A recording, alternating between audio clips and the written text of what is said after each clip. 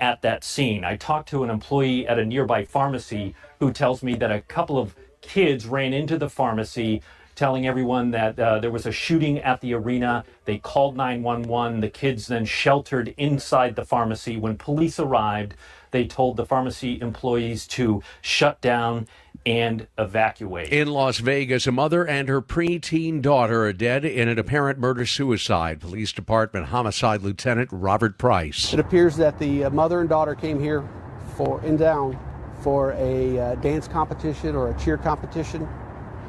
Sometime last night, the mother shot her daughter and then shot herself. Price says a note was found at the scene. He says people back home in Utah called police because they were concerned about the pair. Day 3 of the partial government shutdown, and with Congress on a 10-day recess, it won't end anytime soon because they're not in Washington to negotiate or to vote on a funding package for DHS. This is CBS News. It's one of the most successful law and justice programs in television history that continues to uncover the truth. 48 Hours, Saturday on CBS and streaming on Paramount. Minnesota's trusted voice. Every hour. Let's get you caught up with what's happening now on News Talk 830 WCCO. Mostly sunny, 54 degrees at 3:03. I'm Laura Oakes. The head of the Minnesota Bureau of Criminal Apprehension announcing he has been informed the FBI will not be sharing information pertaining to Alex Pretty's shooting death by a federal agent after all. Superintendent Drew Evans says he was notified of this on Friday, just a week after federal authorities said they would work the case as a joint investigation. He calls the lack of cooperation concerning and unprecedented. On X today, Governor Tim Walz weighing in as well. He says Minnesota needs impartial investigations into the shootings of American citizens on our streets, saying Trump's left hand cannot investigate his right hand and that the families of the deceased deserve better. With the 2026 legislative session getting underway tomorrow, DFL lawmakers are calling on Republicans to support bills that would change how ICE operates in Minnesota. Bills in the House would bar all law enforcement officers from wearing masks and require all vehicles used to detain people be marked. DFL caucus leader Zach Stevenson says, unfortunately, many Republicans are not interested in holding the Trump administration accountable. We have 3 House members in the Republican Party running for governor. They're all competing for the affections of the same 500 Republican delegates and ideally, from the Speaker's perspective, the endorsement of Donald Trump. So we don't expect them to challenge. What we're hopeful for is that some other Republicans will recognize the humanity of the situation and do the right thing. Republican House Speaker and gubernatorial candidate Lisa Damuth on her party's focus. We're here to stop the fraud. We want to make Minnesota affordable, safe, and competitive. We're looking to reduce the mandates and raise standards in education and ensure that Minnesota tax dollars help the Minnesotans that they're meant to help. Session opens at noon tomorrow. Authorities are warning people about the dangers of thin ice with the temperatures we've been having lately. 2 people, including a child, died after falling through the ice over the weekend. A pickup truck went through the ice in Blue Earth County. Sheriff's Captain Paul Barta. We always say that there is no safe ice because the conditions can vary from location to location on any body of water. Springs can affect the quality of the ice.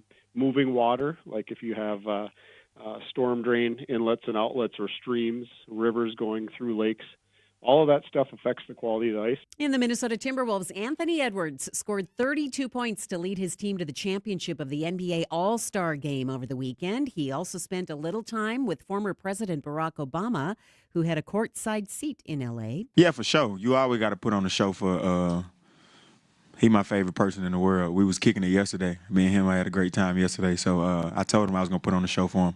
Edwards also was named the All-Star MVP. The last time that happened for a member of the Wolves was with Kevin Garnett in 2003. WCCO News Time is 3:06. Time to find out how it's moving on the roads and what's moving in via the skies. This is traffic and weather together on CCO, starting with a check of the commute. Got a crash working that has the ramp shut down eastbound 394 to southbound 169. It could be a while before things are cleared out, so be prepared. West Side Metro again, east 394 to south 169, ramp closed due to a crash. Traveling Highway 36 eastbound looking good as you make the run from 35W to 35E, and the crosstown flowing nicely both directions between Cedar and Highway 100. Jay Peterson, News Talk 830 WCCO. It's time to start thinking patio furniture, specifically from By the Yard. Maintenance-free, Minnesota-made, and backed by a 35-year warranty. Check out the website, bytheyard.net. Visit the showrooms, too. By the Yard. Life is better outdoors. Now, the latest conditions and the outlook for the next few days with your CCO forecast. Brought to you by the Yard. Here's WCCO TV Chief Meteorologist Chris Schaefer. Enjoy the silence tonight with a partly cloudy sky falling back to 36 because a storm is coming tomorrow. Warm enough across the southern half of the state that it's going to be rain showers. 50 the afternoon high, that rain likely arriving by evening. It is going to be windy, southeast wind 10 to 20 miles per hour. Northern Minnesota, a whole different story. Cold enough for snow, it will stack up, and that wind will cause some issues with that falling snow. Here in the Twin Cities, we could see some rain showers turn over to light snow on Wednesday. I don't think we'll see anything more than half an inch max. Still mild with a high of 46 and still windy. Right now, still beautiful, mostly sunny, 54 at News Talk 830 WCCO. From Lake Street to Lake Superior, we are Minnesota. We are News Talk 830 WCCO. You're thinking about it. Jason's talking about it. There are no breaks on bold takes here. Buckle up. This is Drive Time with DeRusha. Now, live from Minnesota's biggest microphone, here's Jason DeRusha. And we are live on the air from spring training in Florida, where it is sunny and 78 degrees. And there's something about baseball in Florida and the Minnesota Twins that brings the hope and the optimism. And we are glad that you're along for the ride. It's Jason DeRusha. Dan Cook with us in Florida. Our friend Josh Wheeler back at the studio, and we'll keep you up to date on all of the news as it develops today. There was news here from Florida today, and not the kind of stuff that you necessarily want to see on the first day of spring training. And Dan, for sure, the talk has been about Pablo Lopez, the Twins starting pitcher over the last 2 seasons. He has been the rock of this team, not only from his position as an ace on the mound, but also sort of the leadership, the thoughtfulness. And he exited. He was going to do 3 innings of live batting practice today, pitch 3 innings of that, which is a lot early in spring training. Normally you see these guys throw 1 inning, but the World Baseball Classic is coming, and so they wanted to make sure he was physically okay. And after about an inning and a half, he felt some soreness in his arm. In his elbow specifically, yeah. And so asked the pitching coach, like, hey, we got to check this out. So, yeah, we were in the office with Derek Shelton when he was talking about this with the assembled media, and he kept repeating, it's February 16th, it's February 16th. If it wasn't February 16th, maybe, how they handle this is different. Right. But just because it's so early in camp, obviously, yes, the World Baseball Classic plays a role. A lot of these guys started their winter workouts earlier than usual so that they could be ready to pitch in the WBC. And I'm assuming Pablo was one of those guys. So he should have been ahead of the game to begin with, which is why he would be doing the 3 innings today. Right, but obviously right. They felt something. And again, just they kept repeating, out of abundance of caution. Yeah, that was the phrase of the day in the Twins clubhouse, that they want to get it checked out. They want to, go get an MRI, get it looked at, and just make sure it isn't, and it's just inflammation and nothing more serious. We should have more information on that tomorrow. Puts a bit of a damper on the day, doesn't it? It kind of did. And you could tell even with Derek Shelton that everything else was great. He kept talking about how great everything was today, from the opening speeches in the clubhouse. Today's the first day of full team workout, so it's the first day everybody's in the clubhouse. And so the owner, Tom Pohlad, made a speech. Derek Shelton makes a speech. Just everybody was there, and he was really pumped to get after it today. And there was a lot of good things that happened today. He singled out Taj Bradley as somebody who looked really, really good today. A lot of good things happening, but when your number one pitcher says, "Ow, my elbow hurts," right, that sort of just wipes everything else off. Not the great, page. Yeah. Not great, but it may be also nothing, right? Like you just don't know, Right. And so he'll have an MRI, and we'll learn a little bit more about that tomorrow. And again, it is so early, but you just don't want to be talking about that sort of thing when you look at starting pitching being one of the things that the Twins feel like they have in pretty good hands. Right. New manager, you mentioned Derek Shelton. He is known by many in the Twins organization because, of course, he was part of the coaching staff here not too long ago. But so many new players, so many new people. Looking around, there are a lot of people we definitely needed a copy of the 60-man roster to know exactly who a lot of the players are. It is just part of the thing that fans are going to get used to this year, too. Yeah, it reminds you just how quickly baseball rosters turn over. I think he said that the only guy that's currently on the roster that was on the big league roster when he was here last is Byron Buxton. Everybody else, there's a lot of guys that were in the organization. He's talked about Ryan Jeffers and a lot of those guys that were coming up through the minor leagues at that time. But in terms of the big league roster, that's almost completely turned over from when he was here last. Kind of interesting. So we will bring you a conversation with Derek Shelton. Our plan is to bring that to you tomorrow. Tom Pohlad is on tap for today, the new owner's representative. Certainly his imprint on the organization has been felt already. Would you look at the fact that the president of baseball and business operations decided to sort of part ways. They mutually decided that, this isn't going to work. And so had a great conversation with Tom Pohlad that will bring your way in about an hour. So hour 2, we'll have that coming up, including some of the fan-focused questions about payroll from the baseball fan side of things and $2 beer from the I like to have good times in downtown Minneapolis side of things. So we'll talk about all of that and some, I think, pretty cool family stuff as well. Yeah. We are also bringing you all of the news and all of the hot topics going on from around the Twin Cities today, including conversation coming your way live in just about 15 minutes with the head of the BCA. That news today that the FBI officially how disappointing, right? After all the conversation last week about cooperation, the federal government once again telling Minneapolis to screw off, telling Minnesota, we got this, we don't need you. We'll see what Drew Evans has to say about the latest development that the federal government and the FBI is not going to share any information with the state with their investigations into the ICE agents who shot and killed 2 people in Minneapolis over this last month. What I want to talk about next is ICE-related, but really, to me, it's the topic that I think is very unifying in all of this, and that is the reality that our businesses are hurting. We know that the businesses in Minnesota have had a rough January, and there are many factors to it. The weather was cold. That is part of it. The economy is challenging. That is part of it. But those are not necessarily brand new factors. What is brand new is that we had 3,000 federal agents in Minneapolis, in the suburbs, and some of our other cities around greater Minnesota. And we had national and international news coverage that was talking about the agitators and the observers and showing the protest. And so all of these things sort of leading together to a reality that you can't argue about. Business is hurting. But what is the answer? Today, a city council member put forward a proposal for a bailout. I want to know what you think about this because I have very mixed feelings as to whether or not the government should be bailing out businesses in especially Minneapolis and St. Paul, but frankly, all around the metro area. Do you think businesses should get a bailout? 651-461-9226. We'll take your texts. We'll take your calls. And I'll tell you what I think about this because I'm dubious. I'm skeptical.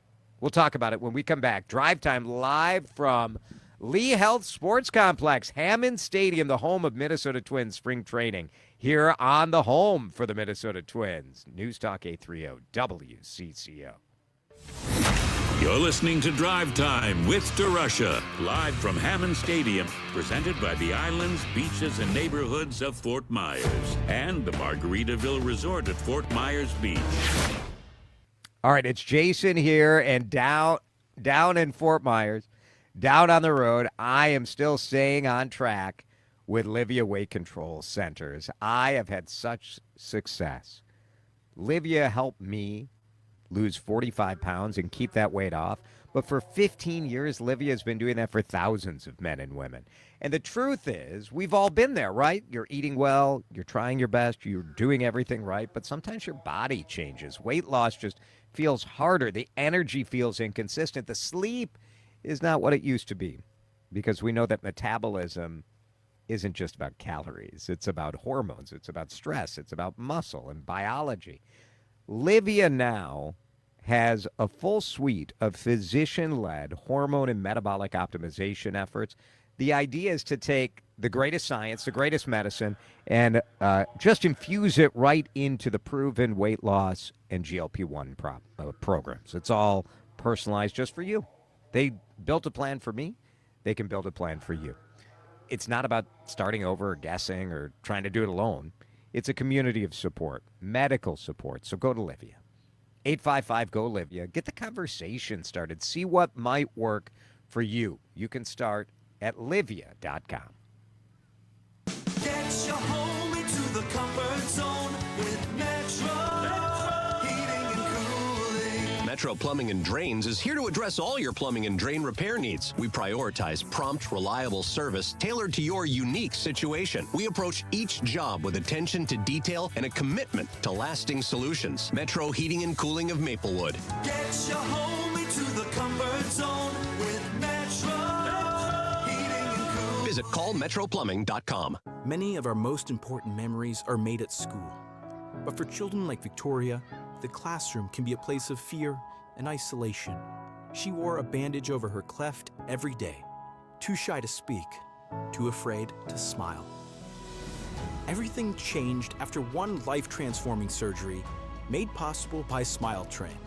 Today, Victoria's smile lights up her classroom, a symbol of confidence, connection, and new beginnings. Due to stigma, children with untreated clefts often miss out on school entirely. But thanks to Smile Train, students like Victoria are stepping into the classroom, raising their hands, and finding their voice. Smile Train partners with local experts to support with free cleft surgeries and other comprehensive care, empowering children to thrive in school and in life. Let's help every child walk into the classroom with confidence. Visit smiletrain.org/learn. Talking to your kids about the dangers of vaping can be hard. Getting them to listen to hot gossip is easy. So here's some drama you could share with your kid. Dude, did you hear about Cassie and Jake? No, but did you hear that vaping can cause irreversible lung damage and nicotine affects brain development? Nuh-uh. You don't need to gossip if you want to have an open conversation about vaping. So if you want to get tips on when and how to talk to your kids, visit talkaboutvaping.org. Brought to you by the American Lung Association and the Ad Council. This is the story of the one. As the purchasing manager at a manufacturing plant, she knows the only thing more important than having the right safety gear is having it there when you need it. That's why she partners with Grainger for auto reordering, so her team members can count on her to have cut-resistant gloves on hand, and each shift can run safely and efficiently. Call 1-800-GRAINGER, click Grainger.com, or just stop by. Grainger, for the ones who get it done. In a world in need of a hero, one man rises to the challenge in style. He is... just driving the kids to soccer practice. Make every day feel epic in the all-new Hyundai Palisade Hybrid with up to an EPA-estimated 619 miles of range on select trims, advanced tech, and class-leading interior space. Visit HyundaiUSA.com or call 562-314-4603 for more details. And hey, come on, no cleats on the seats.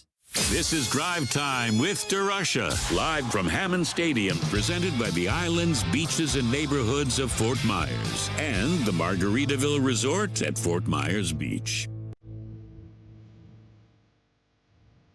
Businesses are hurting. I firmly believe that the surge of COVID agents is the key driver of that. And a lot of texters are debating whether or not or what percentage of this is due to the ICE surge. And I get that. Like, if you politically support the surge of ICE agents, it is difficult for you to say, like, well, this also really screwed a lot of businesses. At a certain point, like, we have to live in reality. And the reality is employees were afraid to come to work. Many employees who are here legally, and there are so many cases of people who are legally in this country, and they got swept up by ICE agents and thrown in Whipple, the federal building, and then put on a plane to Texas. So I do think it was quite reasonable for many essentially black and brown people to be concerned about going to work. That affected business. It also affected whether or not people wanted to show up to businesses. It just did. There is an incorrect perception that there's ICE agents around every corner and protesters around every corner. And yet, if I lived in Eden Prairie, would I want to go to South Minneapolis to a restaurant? No, probably not. You're like, I don't know, it's not worth the hassle. And so most people made that choice, and businesses are down by massive numbers. And I don't think the government and the city of Minneapolis should be taking a couple of little drops of water in the middle of an ocean and give the $5 million fund that is being suggested right now. What are we doing? I do not think a government bailout is going to make any sense. It makes no sense for me. Trying to determine who should get the money.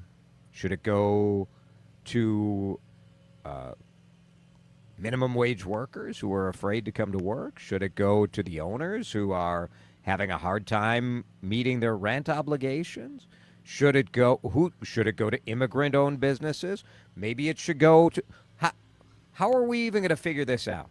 If we learned anything during COVID, it's that by deploying a bailout program, you also need to deploy checks to make sure it's not fraudulent. You need to deploy some sort of logical system so it's fair or targeted so it gets the people who need it most. I just do not see how that is practical. I do not see how it moves the needle. And I also don't see how you're going to get this done in time to actually help the businesses that need it. I think we need to move away from thinking that government is going to bail us out of our problems. And while in this case, my belief again is that the federal government caused this problem, and it would be reasonable to ask the federal government to put together a $200 million fund to make people whole. I've got a better shot of making the starting lineup of the Minnesota Twins than Donald Trump is going to sign some legislation that's going to send money to Minnesota. No way it's going to happen.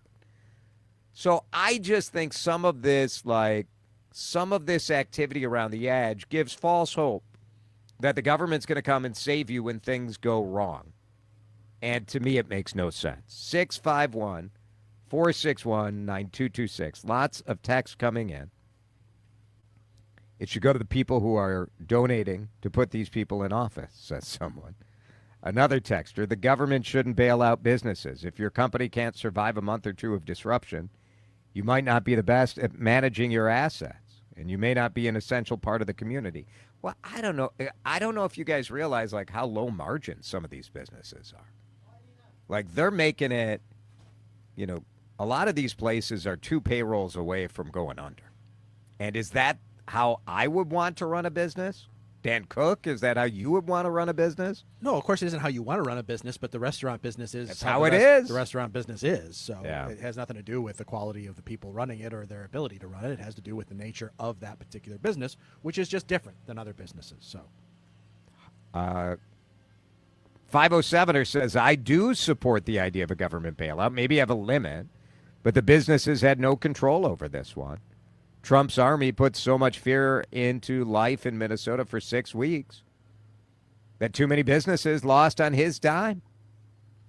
I mean, I do agree with that, but I just look at the city of Minneapolis, the city of St. Paul, the state of Minnesota, and I don't see where a significant amount of money is going to come from.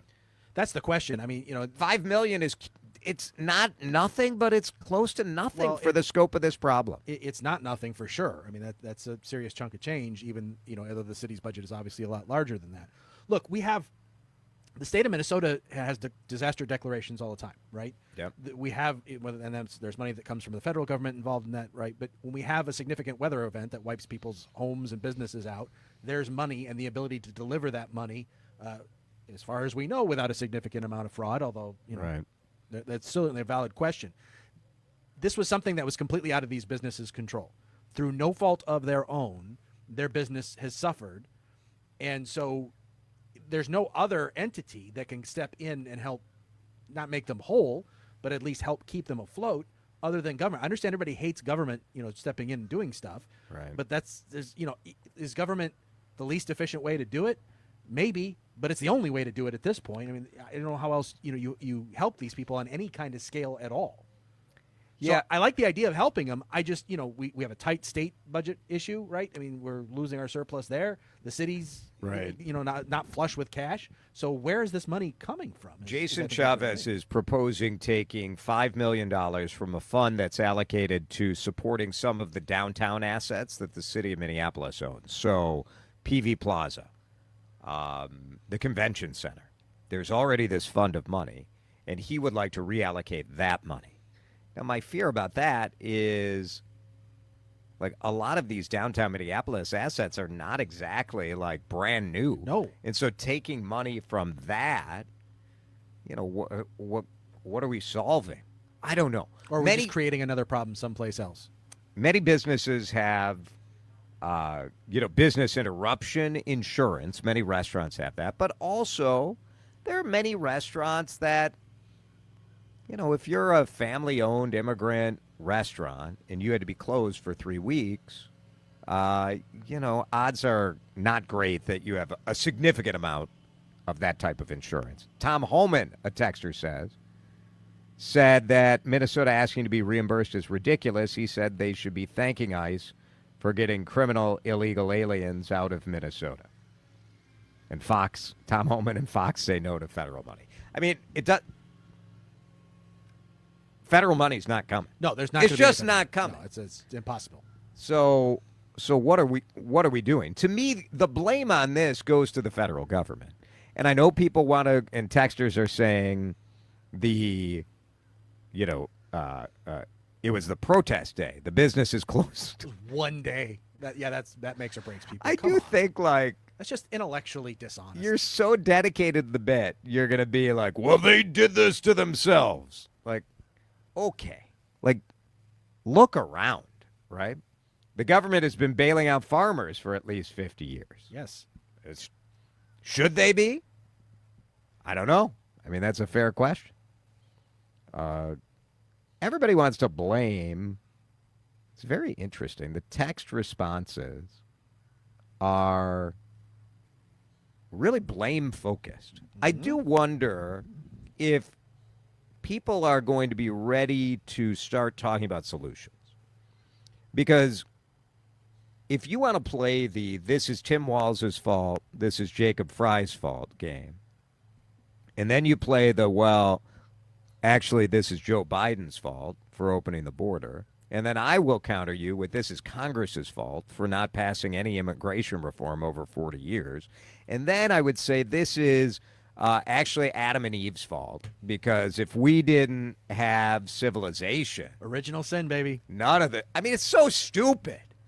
Live in the now. Look at a solution for now. People just get so excited to blame whoever they hate. But it's just a circular conversation that never gets anywhere. The only thing we can do right now is, if you want to donate to funds like the Salt Cure Fund, which is for restaurant, the Constellation Fund has an immediate response fund, and go out. Go support the businesses that you want to be around tomorrow, because there's no guarantee. Well, let's break. In a minute, surprising news, maybe not. Disappointing, yes. The FBI tells the state of Minnesota, we're not sharing nothing from our investigation, quote unquote, into the deaths of Alex Preddy and Renee Good. We'll talk to the head of the state's law enforcement investigation experts, the BCA. The Commissioner, Drew Evans, joins us next. This is Drive Time with DeRusha, live from Hammond Stadium, presented by the islands, beaches, and neighborhoods of Fort Myers, along with the Margaritaville Resort at Fort Myers Beach. It's time for Who's the Good Neighbor? The dating game where news, weather, traffic, and attraction go hand in hand. Bachelor number 1. Say it's a snowstorm and your power's out. What do? Bro, I post a shirtless video about it. Hashtag Snowbeast. Bachelor number 2. Describe your dream date. Take out tofu and sprouts, hanging with my cats, and Murder, She Wrote reruns. Bachelor number 3. You're at a dinner party and someone brings up local politics. What do? Well, I wait for the spin, then quote something I heard on 830 WCCO. Works every time. Oh my. She found her match. Find yours when you know what to look for. Good neighbors who listen to News Talk 830 WCCO. Hey, Twins fans, it's time for spring training at Fort Myers. Cheer on your favorite team at Hammond Stadium within the Lee Health Sports Complex. Then explore our islands, beaches, and neighborhoods between games. Sink your toes into white sand. Discover lush nature preserves filled with wildlife. And dine on fresh Gulf seafood. Turning your love for baseball into a relaxing vacation just feels right. Start planning at visitfortmyers.com. Chad back here with you on CCO. I want to talk insurance and the group I have trusted for 30 years. Not just me. My father, my boys, we have been with Amber Scholl and Associates the entire time. They are with American Family, and trust is the right word. When something awful happens with your business or your home or your car, you need people who are available. You need individuals who have a team, and they've handled every situation. Amber and her team have done that. Let's be honest. Insurance rates are complicated. You need someone who knows this business in all ways, and I wouldn't be with Amber for 30 years unless I totally believed in her. Call today, 651-738-4811, and tell me you heard this spot from Chad on CCO. You served behind the desk. You served in combat. You did 4 years and got out. You were drafted. You gave 20 years. You gave exactly what your country needed. And so did you. When you raised your hand and swore an oath to your country, when you put your name on a dotted line, you became part of only 1% of Americans who did the same. You are a veteran. You are a veteran. You are a veteran. Because no matter when, where, or how you served, you made a sacrifice for your country. And you deserve support. If you're struggling with life after service, don't wait. Reach out. Reach out to a loved one, to a fellow veteran, to VA. Find resources at va.gov/reach. Brought to you by the United States Department of Veterans Affairs and the Ad Council. Do you owe back taxes or have unfiled tax returns? The IRS won't quit until they get your money. Here's great news, fresh from those in the know. Major changes have happened at the IRS. If you owe more than $10,000, you may be eligible for a 99% reduction of what you owe. Haven't filed a return for a while? Their happy clients are talking. The IRS was going to levy my bank account, but Guardian was able to prevent that and fix all my IRS issues. Thanks again, Guardian Tax. Need relief from crushing tax debt? The IRS now has special programs. Guardian Tax knows all about them. Personal or business, this is the fresh new brick you've been hoping for. We aren't the company you call when you need a hug because you're scared of the IRS. Guardian Tax is the company that wins when you need it most. Guardian Tax Service is really great to work with. They really help me out. I'd recommend them highly. Call now for a free confidential consultation. 800-499-6623. 800-499-6623. 800-499-6623. 800-499-6623. Flint Hills Resources Pine Bend Refinery in Rosemont produces important transportation fuels used throughout the Midwest, but they're also active in the community. They support many programs and organizations that make Minnesota better. Go to FHR.com. Time to find out how it's moving on the roads and what's moving in via the skies. This is traffic and weather together on CCO, starting with a check of the commute. Brought to you by Flint Hills Resources. Southbound 52 near Eaton Street. As you move down from Plato Boulevard, get ready for slowdowns there. Got some debris in the traffic lanes. Looks like a bunch of dirt may have been spilled there. 94 westbound as you approach Mounds Boulevard. Road work in place. Right lane is closed. Traffic slows as you make way through that stretch of downtown St. Paul. Traveling south 35W. That's a nice ride out of Minneapolis, heading down to Highway 62. Jerry Peterson, News Talk 830 WCCO. Get your home into the comfort zone with Metro. A new furnace from Metro Heating and Cooling is on average only $5,500 after rebates. Find out more at metroheating.com. Now, the latest conditions and the outlook for the next few days with your CCO forecast. Metro Heating and Cooling bringing us the latest forecast from Chris Schaefer. One more spring-like day before it starts acting like winter again around here. Partly cloudy down to 36 tonight, a high of 50 tomorrow. Now we have some rain showers moving in. It will be snow across northern Minnesota where it will be cold enough. We'll all share a strong wind from the southeast, 10 to 20 miles per hour. Winter storm warning across northern Minnesota where that snow is really going to stack up. Now we could see a few flakes at the end of this system on Wednesday afternoon, not expecting really anything for accumulation. Then it gets cold as we head toward the weekend. We could see another blast of snow Thursday night into Friday. It is 54 degrees in Minneapolis. So nice here on CCO. This is Drive Time with DeRusha, live from Hammond Stadium, presented by the islands, beaches, and neighborhoods of Fort Myers, along with the Margaritaville Resort at Fort Myers Beach. All right, we are live in Fort Myers. We've got lots of Twins spring training stuff coming up for you in our next hour. But right now, I want to get to a story that is breaking in Minnesota about cooperation. Because it seems that cooperation is a one-way street where the federal government wants local agencies to cooperate, a.k.a. do what they want. And when it comes to cooperation on investigating two people who were killed in the streets of Minneapolis, Minnesota, the federal government officially telling Minnesota, pound sand. Drew Evans is in charge of Minnesota's Bureau of Criminal Apprehension. He is the superintendent there, and he is with us on the John Schuster Coldwell Banker Hotline. Drew, thanks for being with us. Thanks for having me, Jason. I said that I was disappointed but not surprised by the decision by the FBI, saying that you get no information, no evidence that was collected in the shooting death of Alex Preddy. What was your reaction to that? Well, Jason, unfortunately, I was surprised. And I was surprised because this is such a change in past practice for how we would typically work any investigation where both the state and the federal government have an interest in uncovering the truth as to what occurred.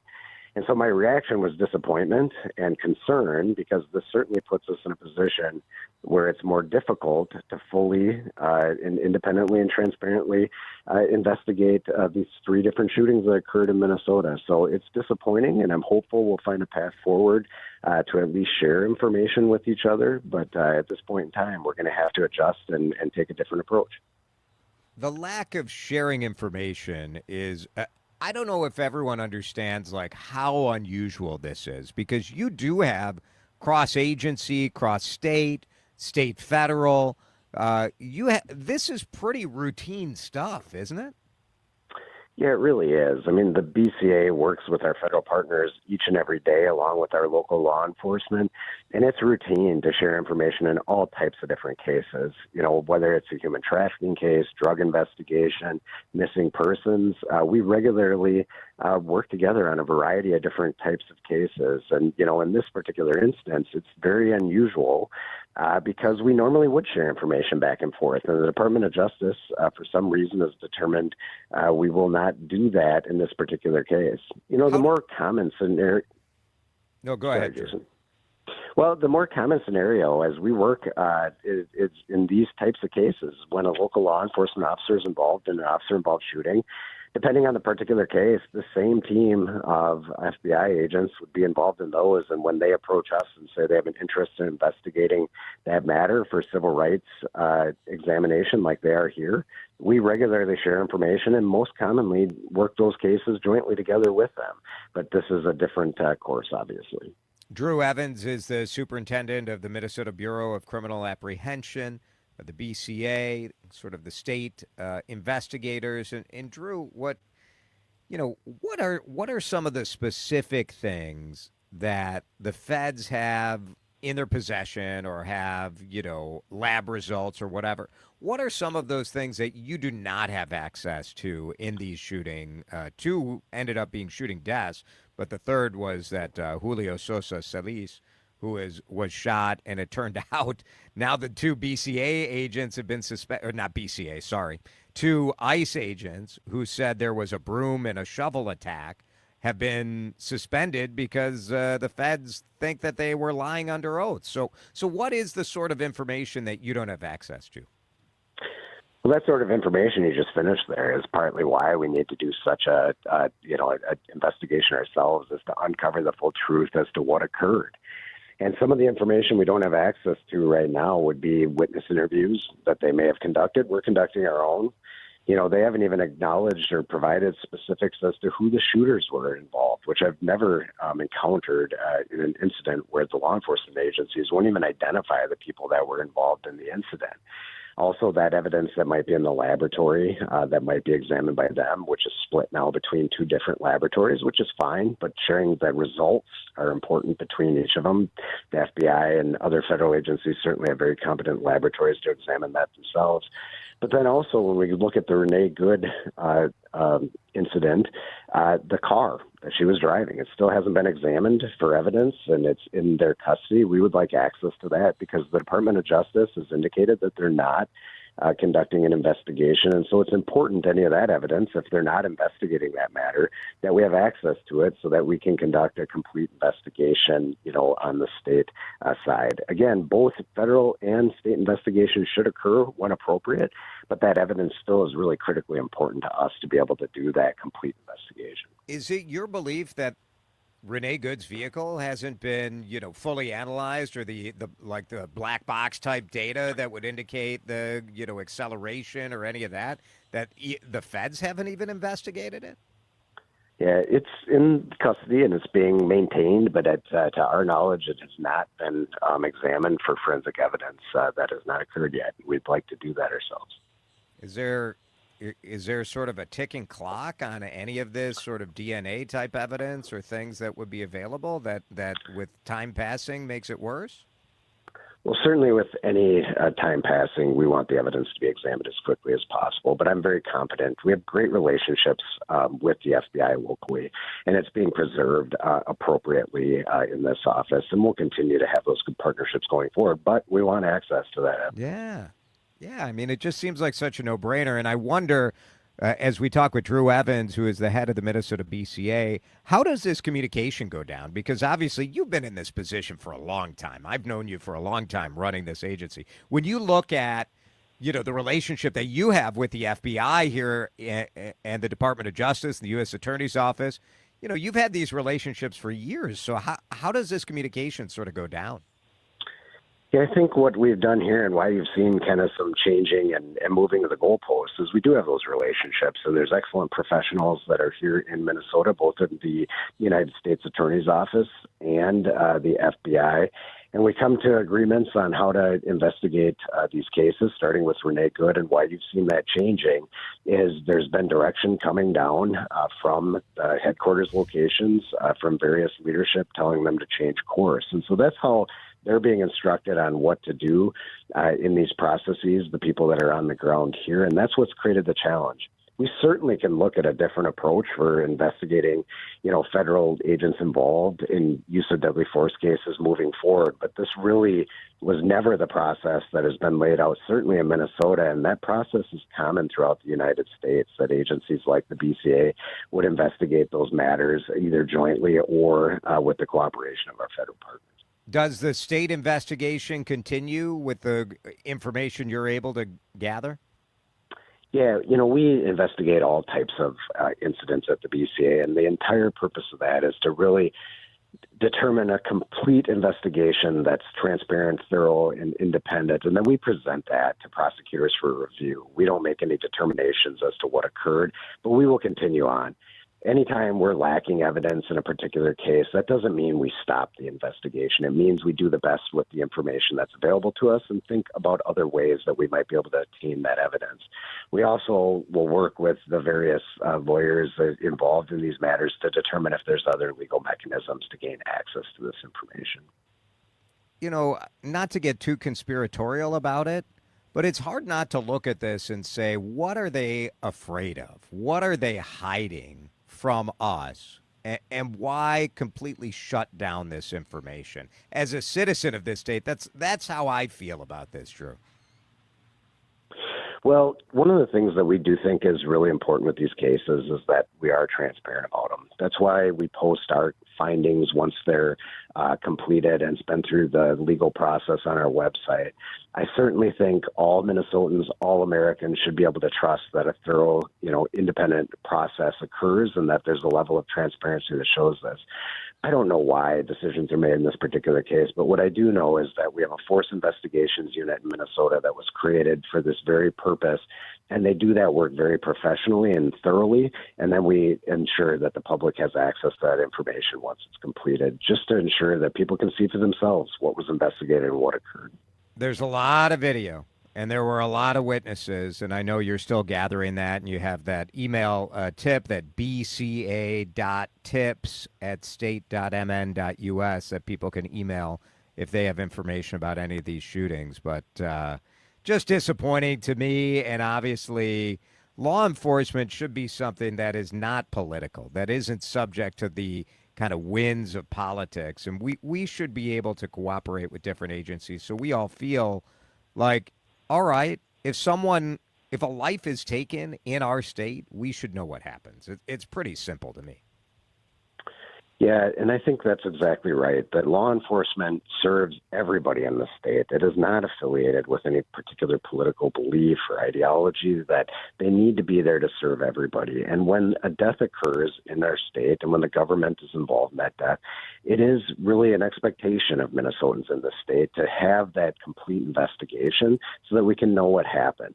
I think that's really important to determine whether or not the acts are justified by the appropriate prosecutorial authorities, but just as important so that people see that, to determine whether or not everything's being conducted appropriately by the agencies that are serving Minnesotans, whether that's local, state, or federal authorities, because all of us in law enforcement exist at the direction of all of the citizens that elect the people that oversee these agencies. And so it's really important to get this right. Yeah. And I take offense on your behalf as sort of the suggestion that the feds can't trust Minnesota to do the investigation because of fraud or whatever other nonsense they want to say. I mean, the team you have over there, it doesn't get more professional and more knowledgeable than them. So I'm just offended by sort of the intimation by the whole thing. I mean, this is a group of career professionals in our Force Investigations Unit. They certainly are not looking through the lens of anybody that be trusted or not. Their work speaks for itself. That's why we post it online. And certainly, I will note that I certainly have not had any private conversations with any federal authorities that question the trustworthiness of the investigative process by the BCA. And I say the same thing about our FBI partners. They're excellent investigators, and the teams on the ground get along very well. No doubt. Drew Evans, Commissioner of the BCA in Minnesota. We appreciate it. Thanks, Drew. Thanks for having me, Jason.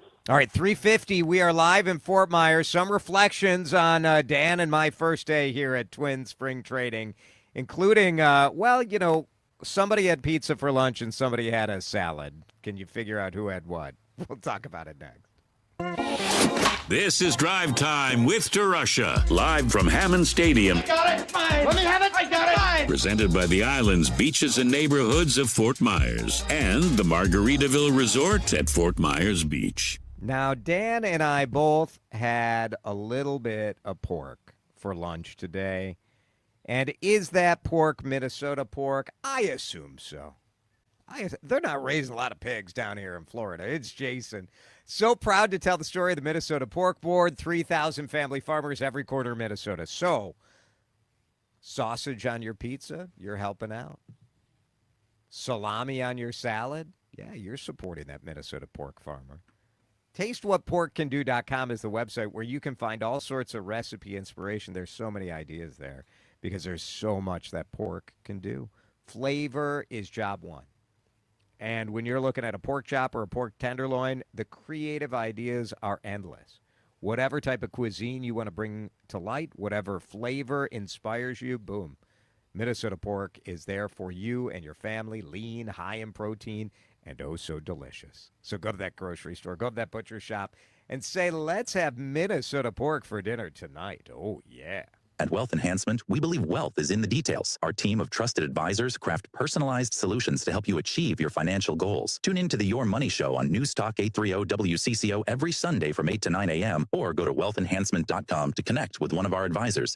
Mike Rowe here with a random fact. More than half of the homes that have basements in North America will experience water damage. It's true. Whether it's basement moisture, flooding, or bowing walls, do yourself a favor. Call Groundworks. I spent some time working with these guys. They're the real deal. Their people are trained and certified to waterproof your basement and stabilize your walls. Innovative Basement Authority is now Groundworks. Schedule a free inspection. Licensed in all states where work is performed. See website for details. Jordana here for my friends at Mini Leaf. Hear what they're saying about this brand I love. Tell me about your experience with the night gummies. I started using them. I think this is my third order. I heard Jordana on WCCO radio talking about it, and I thought, well, if she's doing it, trying to get off the Ambien, and I started with the pineapple gummies for sleep. That's what I take them for, is sleep. And I've been very pleased with the product. I started with the full gummy. Now I only take half, and that helps me sleep. So I'm very happy with the product, and I'm 70 years old, so. And those sleep night gummies will help her sleep painlessly through the night. Those sleep night gummies are a real charm. Check out Mini Leaf's products at MINNELEAF.com. Check out that Triple Diamond Pain Cream, those sleep night gummies, or their other great products. I use them. There's so many CCOers that absolutely love them. You will too. Mini Leaf means quality. Taste happy at minileaf.com. The home of Minnesota's best legal products. Time is valuable. That's why Lowe's Blueprint Takeoffs turn blueprints into quotes faster. Bring us your plans, and we'll generate itemized material lists to make quoting easier so you can get back to building. Plus, at the Lowe's Pro Desk, you get access to thousands of building materials not sold in store. And when your order's ready, we'll deliver everything to the job site. Improving is easy at Lowe's. I built this business the old-fashioned way. Hard work and a whole lot of spreadsheets.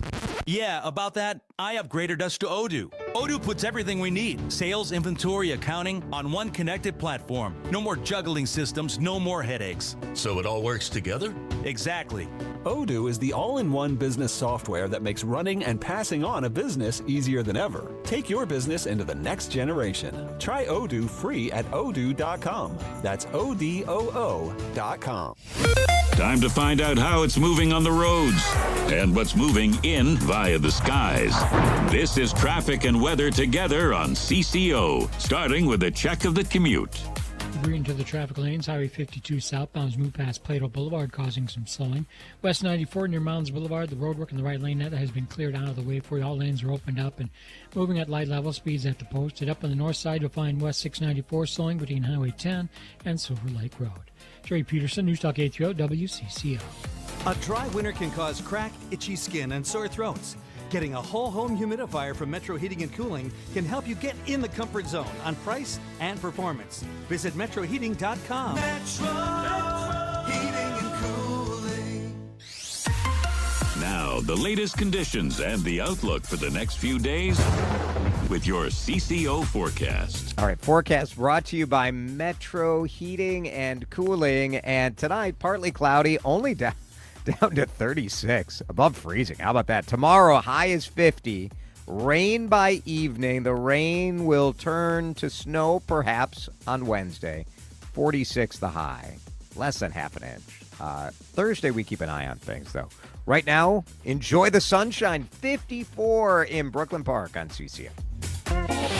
This is Drive Time with DeRusha, live from Hammond Stadium. Got it! Fine! Let me have it! I got it! Fine! Presented by the islands, beaches, and neighborhoods of Fort Myers and the Margaritaville Resort at Fort Myers Beach. All right, we are live at Lee Health Sports Complex, Hammond Stadium. Beautiful day here in Fort Myers, Florida. First full day of team activity. The big news out of spring training is that Pablo Lopez left in the middle of a pitching practice, if you will, live batting practice. So he's throwing to live batters in his second inning with some soreness in his elbow. Yep. And so he is slated to get an MRI, and we'll have a full update on that tomorrow. Now, Dan and I went for lunch today, and we went to a pizza place that we've gone to before. Little Sicily. Very good pizza. Excellent pizza. And you had a pizza. Yes, I did. I had a salad. If that's what you want to call it.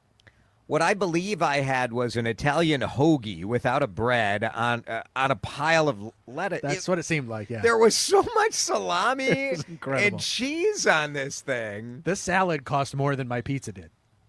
Well, I think it was a salad for like 4 or 6 people. At least.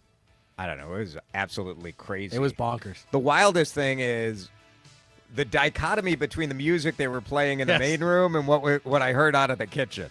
You know, you got to mix it up for the people. When you hear, well, maybe we'll play the song they were playing at our next hour here on CCO. Hey, Adam Carter here, inviting you to join me November 30th to explore tropical Costa Rica with Colette. We'll stay in the Monteverde Cloud Forest, a place you have to see to believe, where trees grow to heights of 100 feet and the wildlife is abundant, from butterflies to sloths. Enjoy breathtaking views in Nature's Museum. Visit a coffee plantation to learn the history from the bean to the cup. Plus, relax in a resort on the most beautiful beach of Guanacaste. This and so much more. Colette handles all the details: flights, meals, hotels, and local experiences. Your only job is to have the time of your life. Do not miss out. Call Colette at 866-436-6734 or visit WCCOradio.com to learn more. That number again, 866-436-6734. Let's go to Costa Rica.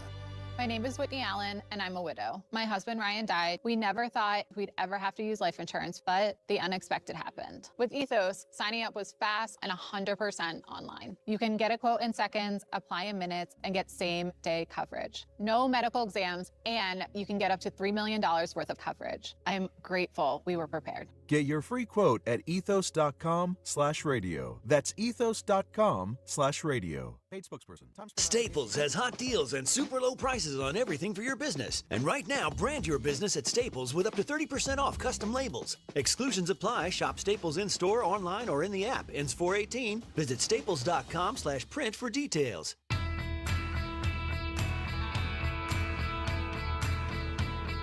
Proud to be the voice of the Twin Cities, Minnesota, and the Upper Midwest. This is News Talk 830 WCCO, 1029 HD2, Minneapolis, St. Paul. This is CBS News on the Hour, sponsored by JTV.com. I'm Peter King. With rumors swirling around the Nancy Guthrie case, the Pima County, Arizona Sheriff's Office has sent out a statement saying no members of Guthrie's family are considered suspects in her abduction. CBS's Andres Gutierrez is in Tucson with more on the investigation. As the search for Nancy Guthrie drags into a third week, law enforcement sources told CBS News that investigators are using a high-tech tracking device known as a signal sniffer to see if the 84-year-old's pacemaker is giving off any electronic signals that can be used to find her. Robert Duvall has died. The actor is known for too many iconic roles to mention here, including Tom Hagen in The Godfather, the deranged army officer in Apocalypse Now, and the network TV hatchet man named Hackett in Patty Chayefsky's Network. Duvall went from a starving New York actor to various TV guest shots in the 60s. In 1989, he returned to the small screen in the miniseries Lonesome Dove. I'm Captain Augustus McCrae.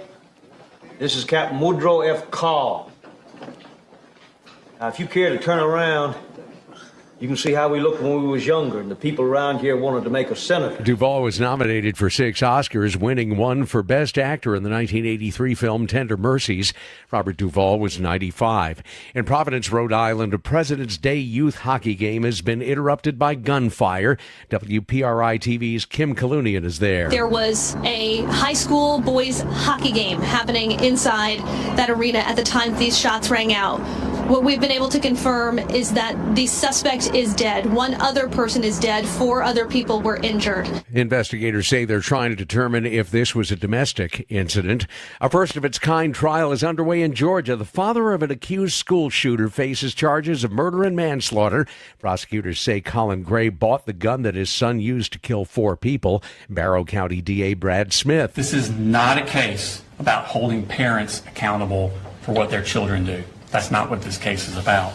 This case is about this defendant and his actions. Brian Hobbs is Gray's attorney. The state will ask you to connect dots after the fact using hindsight, dots that became visible only after the shooting itself. NASA says Thursday is the day for a simulated countdown, which includes fueling up the big rocket for its planned Artemis 2 moon launch. A so-called wet dress rehearsal last month ended when hydrogen fuel leaked from the rocket. Engineers say they hope they've fixed that. It's been more than 53 years since NASA's been to the moon, but it hopes to send 4 astronauts around it as soon as next month, with the landing maybe in 2028. This is CBS News. Looking for spring jewelry looks? Find them at Jewelry Television. New customers get $20 off purchases of $99 or more at jtv.com. Minnesota's trusted voice every hour. Let's get you caught up with what's happening now on News Talk 830 WCCO. Mostly sunny, 53 degrees at 4:03. I'm Laura Oakes. Minnesota Bureau of Criminal Apprehension Superintendent Drew Evans sharing his reaction this afternoon after hearing that the FBI will not be cooperating with them as they investigate the shooting death of Alex Preddy by a federal agent.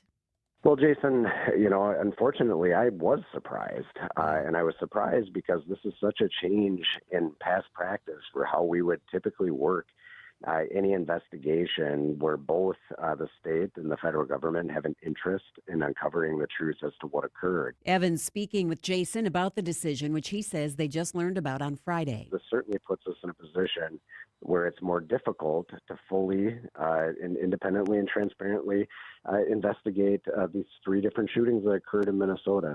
Federal ICE action and fraud are expected to be front and center when the new legislative session opens in St. Paul tomorrow. House Republican floor leader Harry Niska says they're in agreement with the need for a safer way to transfer suspected illegal immigrants who are in county jails to federal authorities.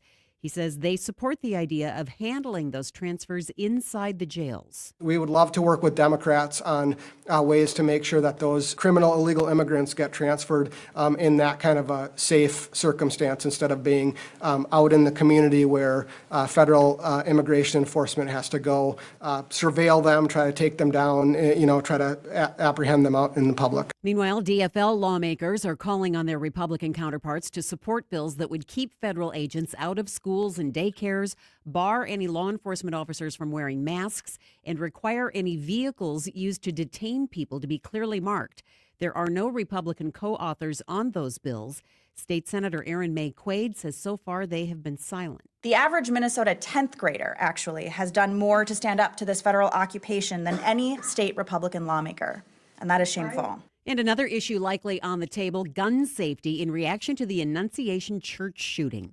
WCCO political analyst Blois Olson. I think you're going to want to watch either a public safety bill or some sort of catch-all bill that fixes some of the things that are out there that people do want fixed, whether it's regulatory or otherwise. This is a non-budget year. Blois says lawmakers will also be working on a supplemental budget and a bonding bill, as well as a tax bill. A man and a boy died this past weekend after falling through the ice at two separate locations.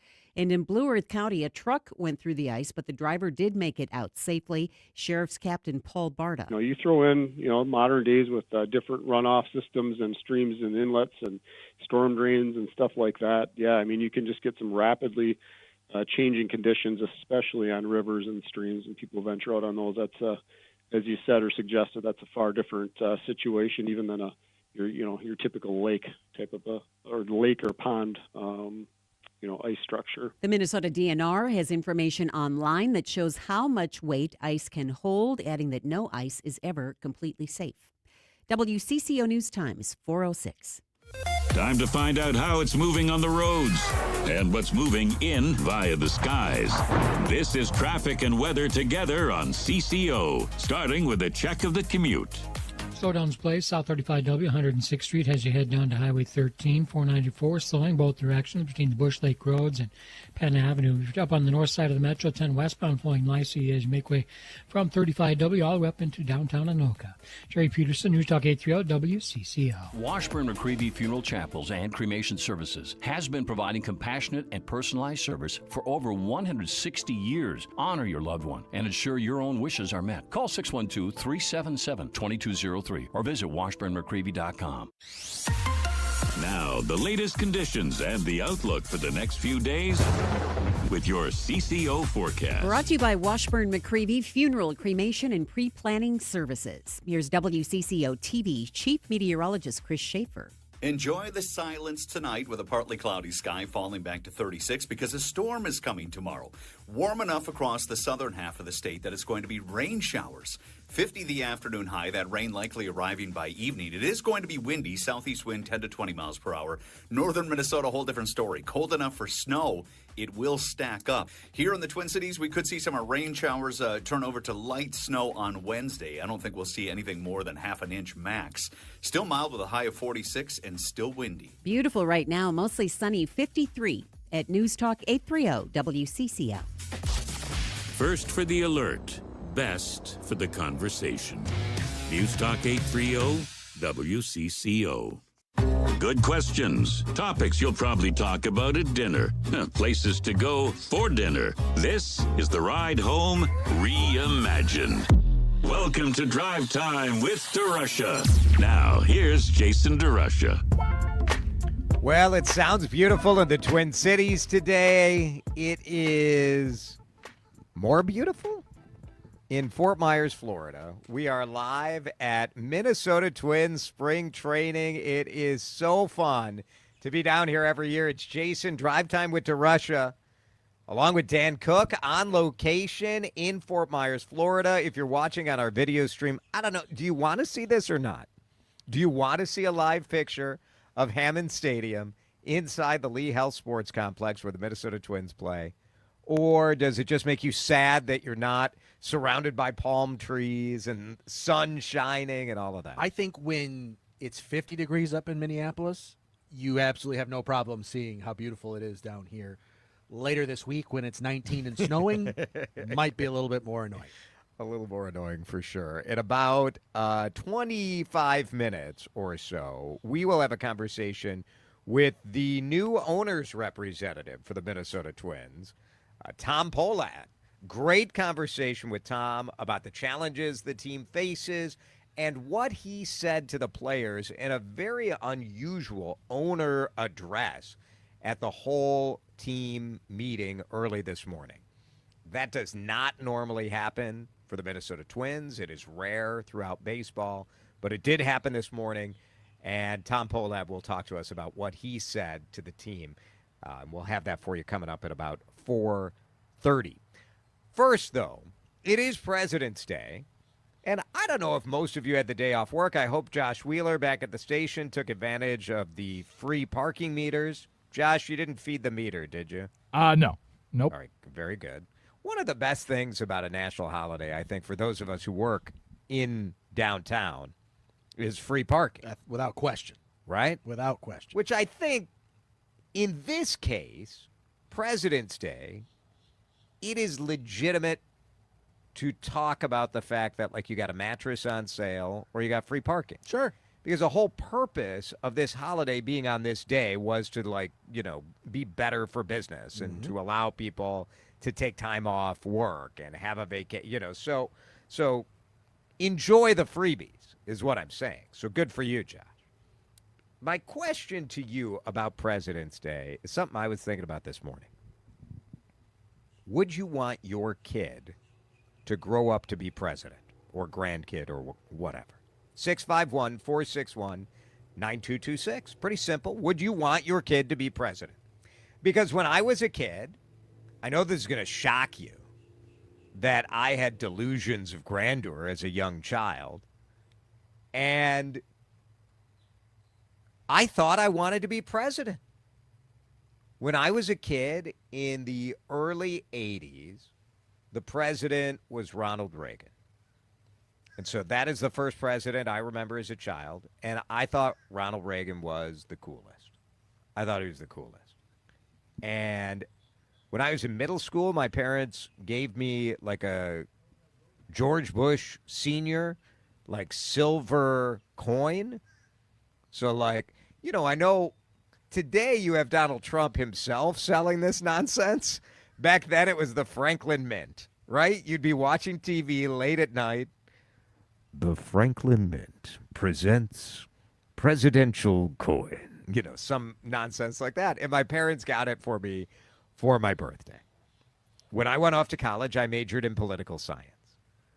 I never got engaged in politics because I knew I wanted to be a journalist.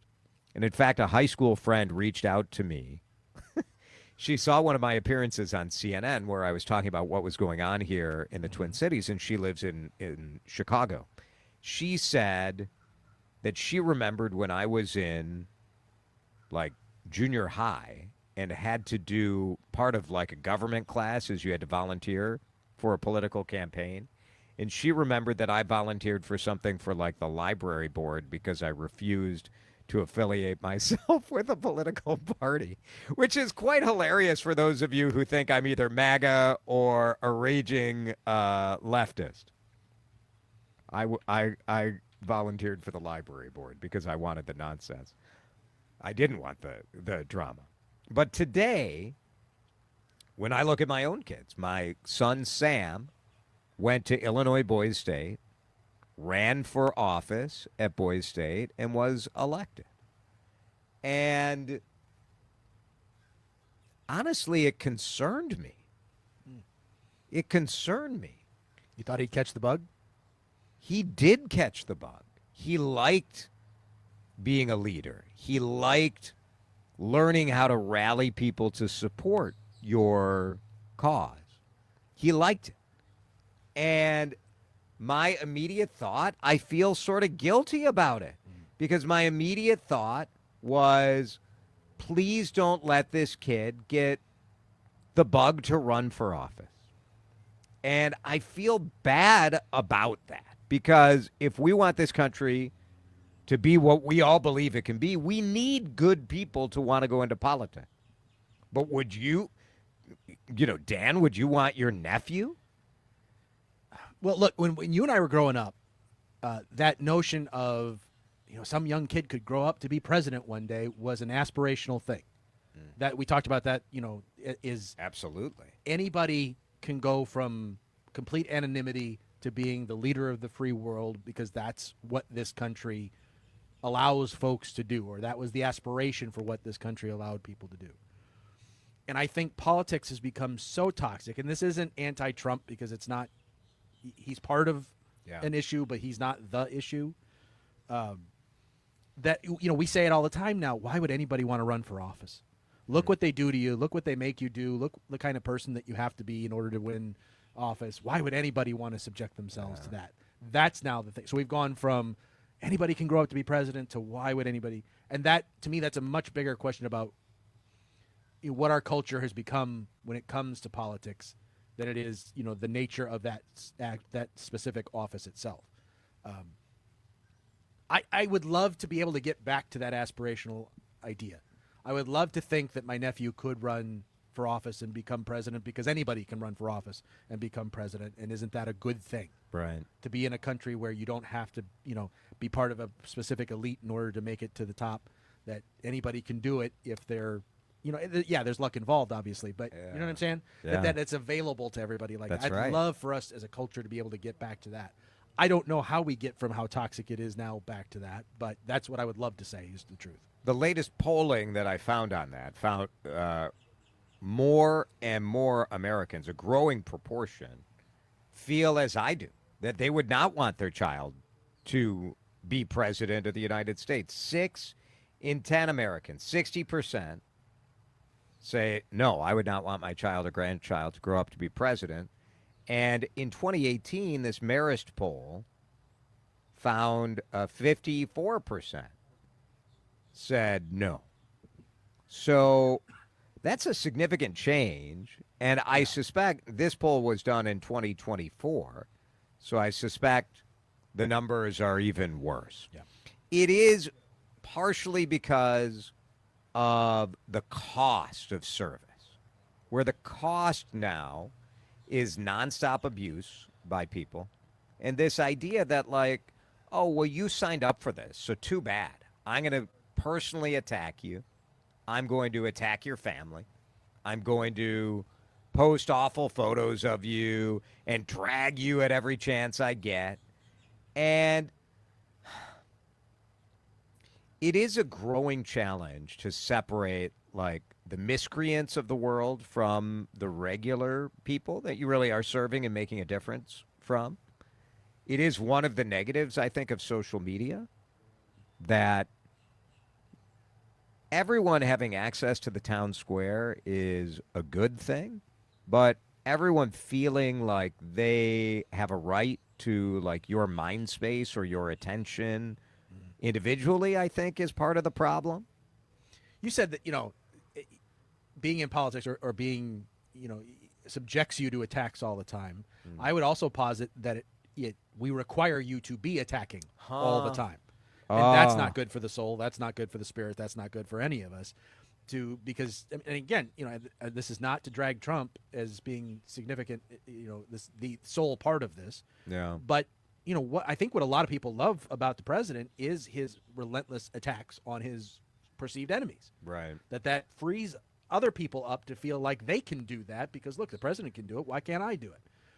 And it feels good to point at somebody else and say, you're the problem. You're the person that's causing all the pain and suffering. You're the person that's what's wrong with this world. And that makes me feel okay because I'm on the right team, not the wrong team. It's really interesting.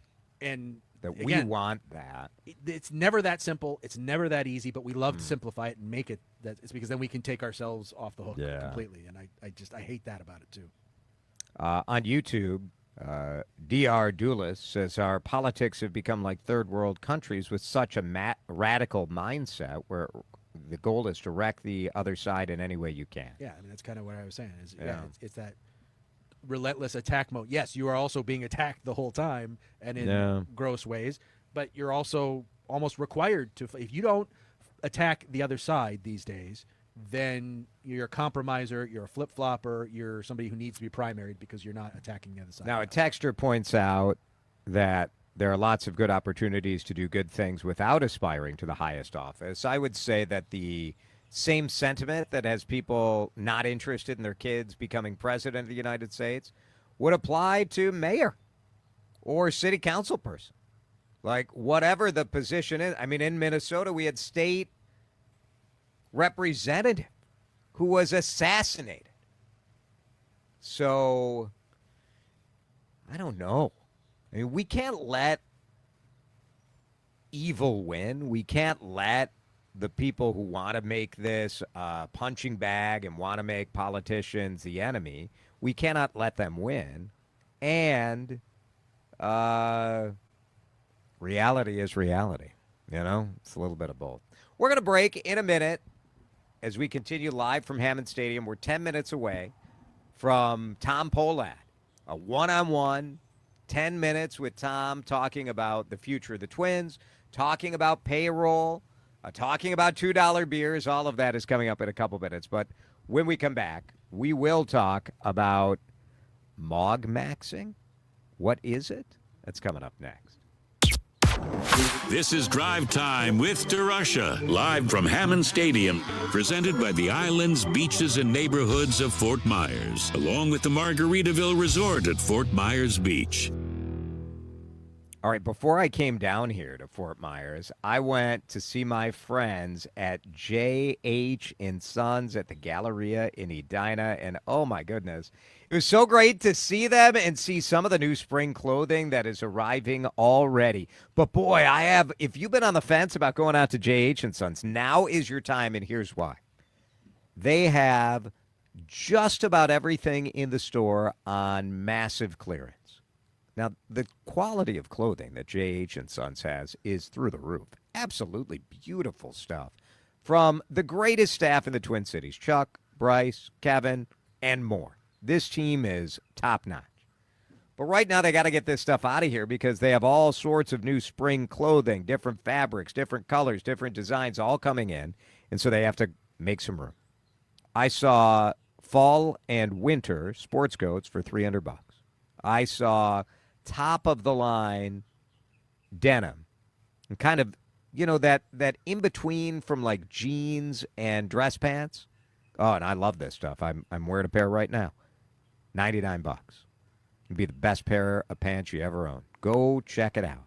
See what the deals are, and then take a look at what's popping in for the spring. J.H. & Sons is at the Galleria in Edina. Easy to find, and you can find them online, too. Sign up for their email list at jhandsons.com.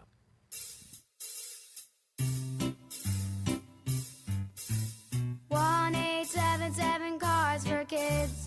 KARS Cards for Kids. 1-877 Cards for Kids. Donate your card today. 1-877 Cars for Kids. KARS Cars for Kids. 1-877 Cars for Kids. Donate your car today. Donate your car today at carsforkids.org. Your car, running or not, can be picked up as soon as the next day. No title? No problem. Call 877-CARS-FOR-KIDS or go online at carsforkids.org to donate today. 1-877 Cars for Kids. KARS Cars for Kids. 1-877 Cars for Kids. Donate your car today. Now accepting donations of land, homes, buildings, or any kind of real estate. Hey, Adam Carter here, inviting you to join me November 30th to explore tropical Costa Rica with Colette. We'll stay in the Monteverde Cloud Forest, a place you have to see to believe, where trees grow to heights of 100 feet and the wildlife is abundant, from butterflies to sloths. Enjoy breathtaking views in Nature's Museum. Visit a coffee plantation to learn the history from the bean to the cup, plus relax in a resort on the most beautiful beach of Guanacaste. This and so much more. Colette handles all the details: flights, meals, hotels, and local experiences. Your only job is to have the time of your life. Do not miss out. Call Colette at 866-436-6734 or visit WCCOradio.com to learn more. That number again, 866-436-6734. Let's go to Costa Rica. Paid for by government. The 1986 to 2021 United States Silver Eagle, the first ever U.S. silver dollar minted in 99.9% pure silver and is the best-selling coin in the world. These original and historic silver dollars have ceased production forever. They will never be minted again. For a limited time only, full-pound bags of original U.S. government-struck silver dollars are being released to the public. You can own a full pound of original U.S. silver dollar coins featuring Lady Liberty and the heraldic eagle, never to be struck again. Guaranteed. Call now to secure original United States Silver Eagles by the pound. The first U.S. silver dollars ever to be struck in 99.9% pure silver. Plus, receive a free bonus, an American Collector's Pack valued at over $40 and free shipping with every order. Call 1-800-560-6468 now to secure your full pound bag of United States Silver Eagle coins before they are gone. That's 1-800-560-6468. This is Drive Time with DeRusha, live from Hammond Stadium, presented by the islands, beaches, and neighborhoods of Fort Myers, along with the Margaritaville Resort at Fort Myers Beach.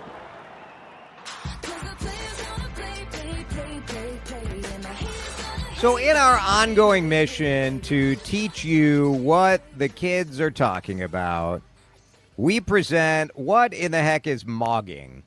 Dan is you're a bit of a mogger, would you say?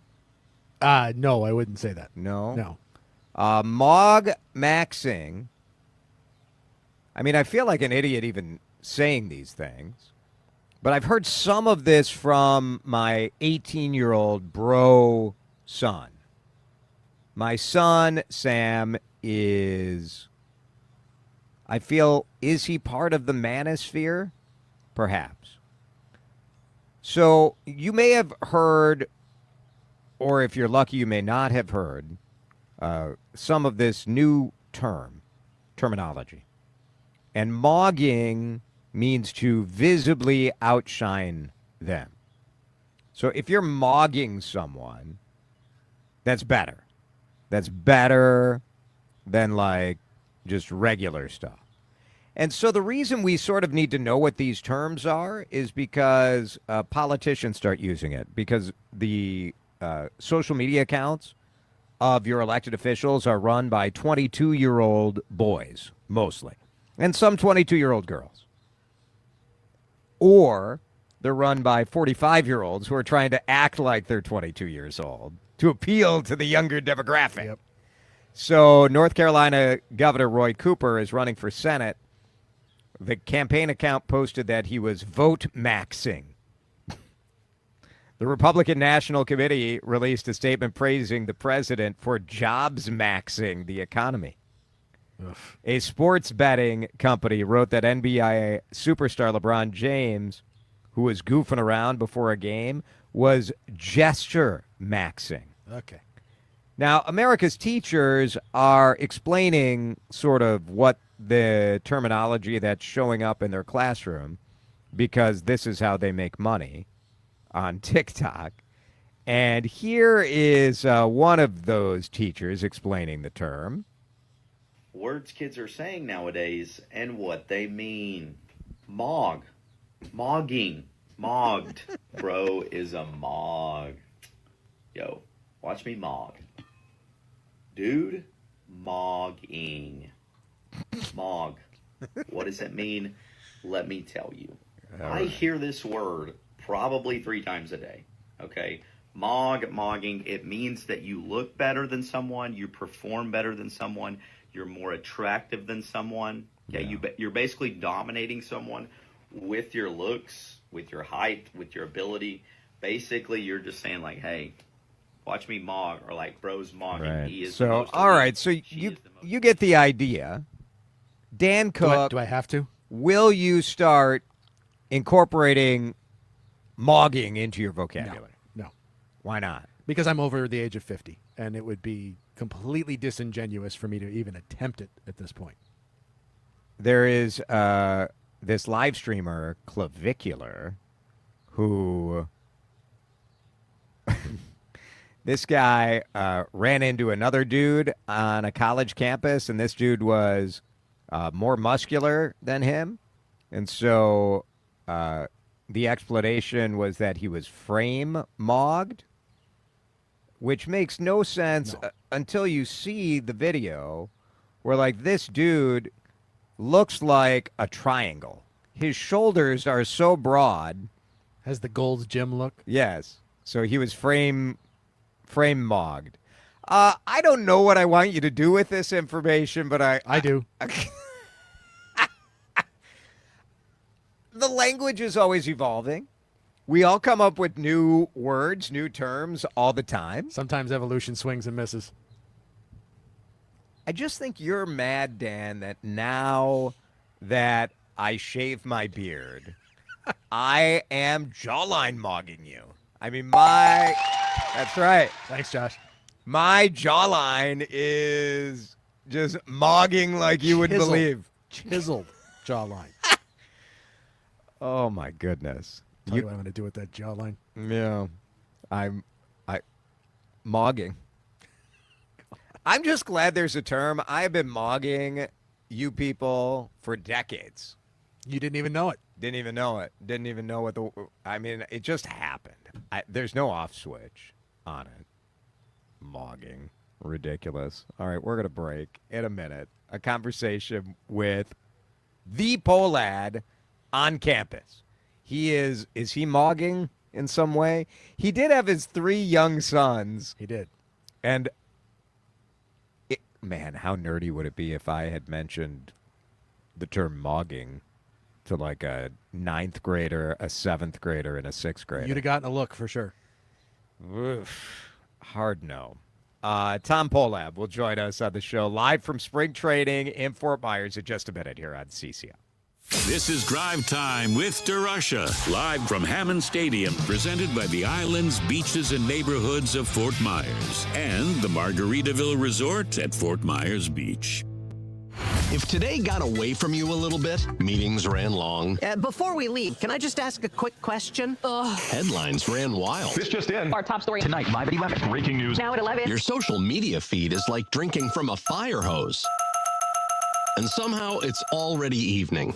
That's why there's 830 on the go. 6 to 7 minutes. The stories everyone's talking about. The ones you missed without missing a beat. For everything you need to know, it's 830 on the go. Roses are red, violets blue, honey sweet, but not as sweet as the deals Borofka's has for you. Up to 24-month, no interest, no down payment financing. Free Metro delivery with the purchase of a furniture protection plan. And free furniture cash with a donation to the local food shelf. Through March 2nd. Deals as sweet as honeydew vine water. Oh, Jim. Borofka's. No gimmicks, haggling, or hard-to-understand pricing. Minnetonka, Woodbury, and Burnsville. Decidedly sweet. In construction, things don't always go according to plan. Delays, disputes, unpaid invoices, they can cost you big. That's where Helmuth & Johnson comes in. Our construction law team focuses on contracts, litigation, lien claims, and more. Whether you're a contractor, developer, or supplier, we've got your back. Protect your project, protect your business. Helmuth & Johnson, on your side, at your side. Visit hjlawfirm.com. That's hjlawfirm.com. Do you owe $10,000 or more in credit card debt or personal loans? With credit card debt at all-time highs, Debt Relief Advocates is urgently notifying consumers of debt relief now being made available, designed to aid consumers with out-of-control credit card debt. Those who qualify and enroll for this relief program will only have to pay back a fraction of what they owe. This is not bankruptcy or a debt consolidation loan. This is a relief program that credit card companies would rather you not know about, as it ends your debt nightmare and saves you lots of money. Consumers owing at least $10,000 in credit card debt or personal loans can now take advantage of this debt relief as the cost of living skyrockets. Debt Relief Advocates has established a relief hotline for you to call to learn what debt reduction you may qualify for, so don't wait. For this free information, call the Relief Hotline at 800-390-1164. 800-390-1164. 800-390-1164. Access to affordable credit helps me pay my employees, but I don't really need it. Inflation is killing me. But who cares? Big retailers are making record profits. That's why we support the Durbin Marshall credit card bill. See? Banks and credit unions help small businesses make payroll. This bill would cut the vital resources they need. While increasing megastore profits. They deserve it, don't they? Tell Congress, stop the Durbin Marshall money grab for corporate megastores. Paid for by the Electronic Payments Coalition. Hey there, Jane Lynch here. You want to hear something funny? Too bad. You want to hear something uplifting that will put this inspire on our you? video stream too. Because today, Everybody's telling me to I go want to talk to easy you about on you. I Direct don't Relief, a humanitarian organization that does seriously You're not gonna good do work. that. Fires. I don't know. I didn't. Earthquakes. When disaster strikes, Direct Relief immediately shows up with medicines, medical supplies, and everything doctors and nurses need to save lives. Let's ship her out! Every day across the United States and around the world, they're making an enormous difference. If someone needs help, Direct Relief helps. No politics, no red tape. Hey, what you doing over there? Oh, I'm packing insulin for kids with diabetes. See, every box here is literally a lifeline for someone in critical need. Why would we? So All check right. them out at directrelief.org. Tom Pohlad with us here at spring training. Tom You might Pohlad bring a with smile to us. someone's face. Talking about guns with others might not always Why feel would we? comfortable, but I it mean, could save a life. bring Here's a me way to Tom start a Pohl- conversation. Your family is going over to your neighbor's home for dinner for the first time. How would you ask if there are any unlocked guns in the home? Hey, Hey, we're so excited for tonight. Before we come over, though, may I ask if there are any unlocked guns in your home? Our guns are stored securely, locked in a safe that the kids can't access. Awesome. Learn how to have the conversation at agreetoagree.org. Brought to you by the Ad Council. Time to find out how it's moving on the roads and what's moving in via the skies. This is traffic and weather together on CCO, starting with a check of the commute. Not looking too bad out there. Finding slowdowns for the crosstown both directions between Cedar and Highway 100. Kind of the same story for 494 between 100 and Cedar Avenue. Expect some slowing there as well. 52 northbound looking good. 494 to 94. 36 eastbound free flowing from 280 heading up toward Highway 61. Jerry Peterson, News Talk 830 WCCO. Now, the latest conditions and the outlook for the next few days with your CCO forecast. All right, CCO forecast time. Let's get the latest from Chief Meteorologist Chris Schaefer. One more spring-like day before it starts acting like winter again around here. Partly cloudy down to 36 tonight, a high of 50 tomorrow. Now we have some rain showers moving in. It will be snow across northern Minnesota where it will be cold enough. We'll all share a strong wind from the southeast, 10 to 20 miles per hour. Winter storm warning across northern Minnesota where that snow is really going to stack up. Now we could see a few flakes at the end of this system on Wednesday afternoon, not expecting really anything for accumulation. Then it gets cold as we head toward the weekend. We could see another blast of snow Thursday night into Friday. Still crazy warm in the Twin Cities right now. 51 degrees in Minneapolis on CCO. You're listening to Drive Time with DeRusha, live from Hammond Stadium, presented by the islands, beaches, and neighborhoods of Fort Myers and the Margaritaville Resort at Fort Myers Beach.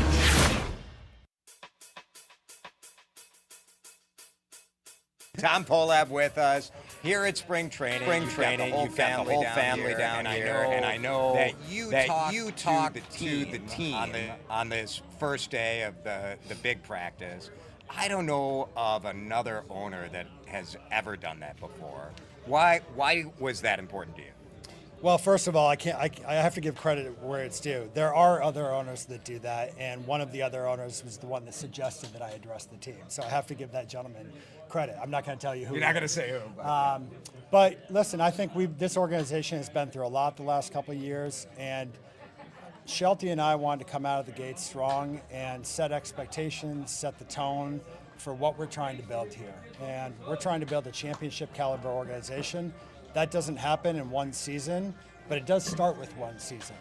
And so we talked a lot about what expectations are, and we talked about what's going to make us successful this year. And I shared with them that there are three things that I'm focused on. The first is belief. We got to believe in what we're building here in this organization. The second is commitment. We've got to be willing to work for what we believe. And third, we've got trust. We've got to have each other's backs. And I think if we focus on those three things, and if we get to work every day and try and achieve the standard of being championship caliber, good things are going to happen. Some of the culture talk, I mean, obviously you've had a long career, successful businesses, but baseball's new.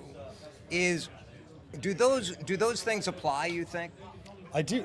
Listen, I think clubhouse vibes, clubhouse culture, and a positive attitude do apply. They apply anywhere.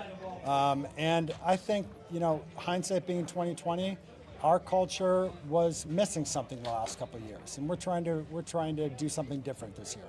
When you look at sort of that outreach, and in business, I think, like on a baseball team, you do have star performers, right? Mm-hmm. And star performers need to feel the love sometimes. You in the offseason have made an effort to get out there and talk to the stars, right? I have. I reached out. In person? Yep, in person. I thought it was important that I reach out to our leaders, particularly after some of the stuff that went on last year around the trade deadline, rumors and such. And I wanted to reiterate, my belief in them, particularly to Buck and Joe Ryan and Pablo, and let them know that we need them this year. We need leadership in the clubhouse beyond Shelty.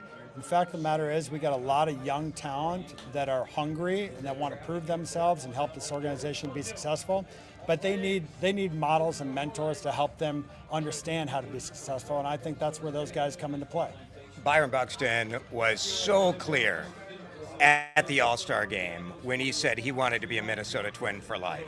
As a hardcore fan, you get butterflies when you saw that moment. Do you think the team returned that in the way that was necessary? He complained about it a little bit yesterday. Yeah, I mean, honestly, I wasn't here last year, or at that time last year, and I don't know what went on, but I don't know of any actual conversation that was had about trading Byron Buxton.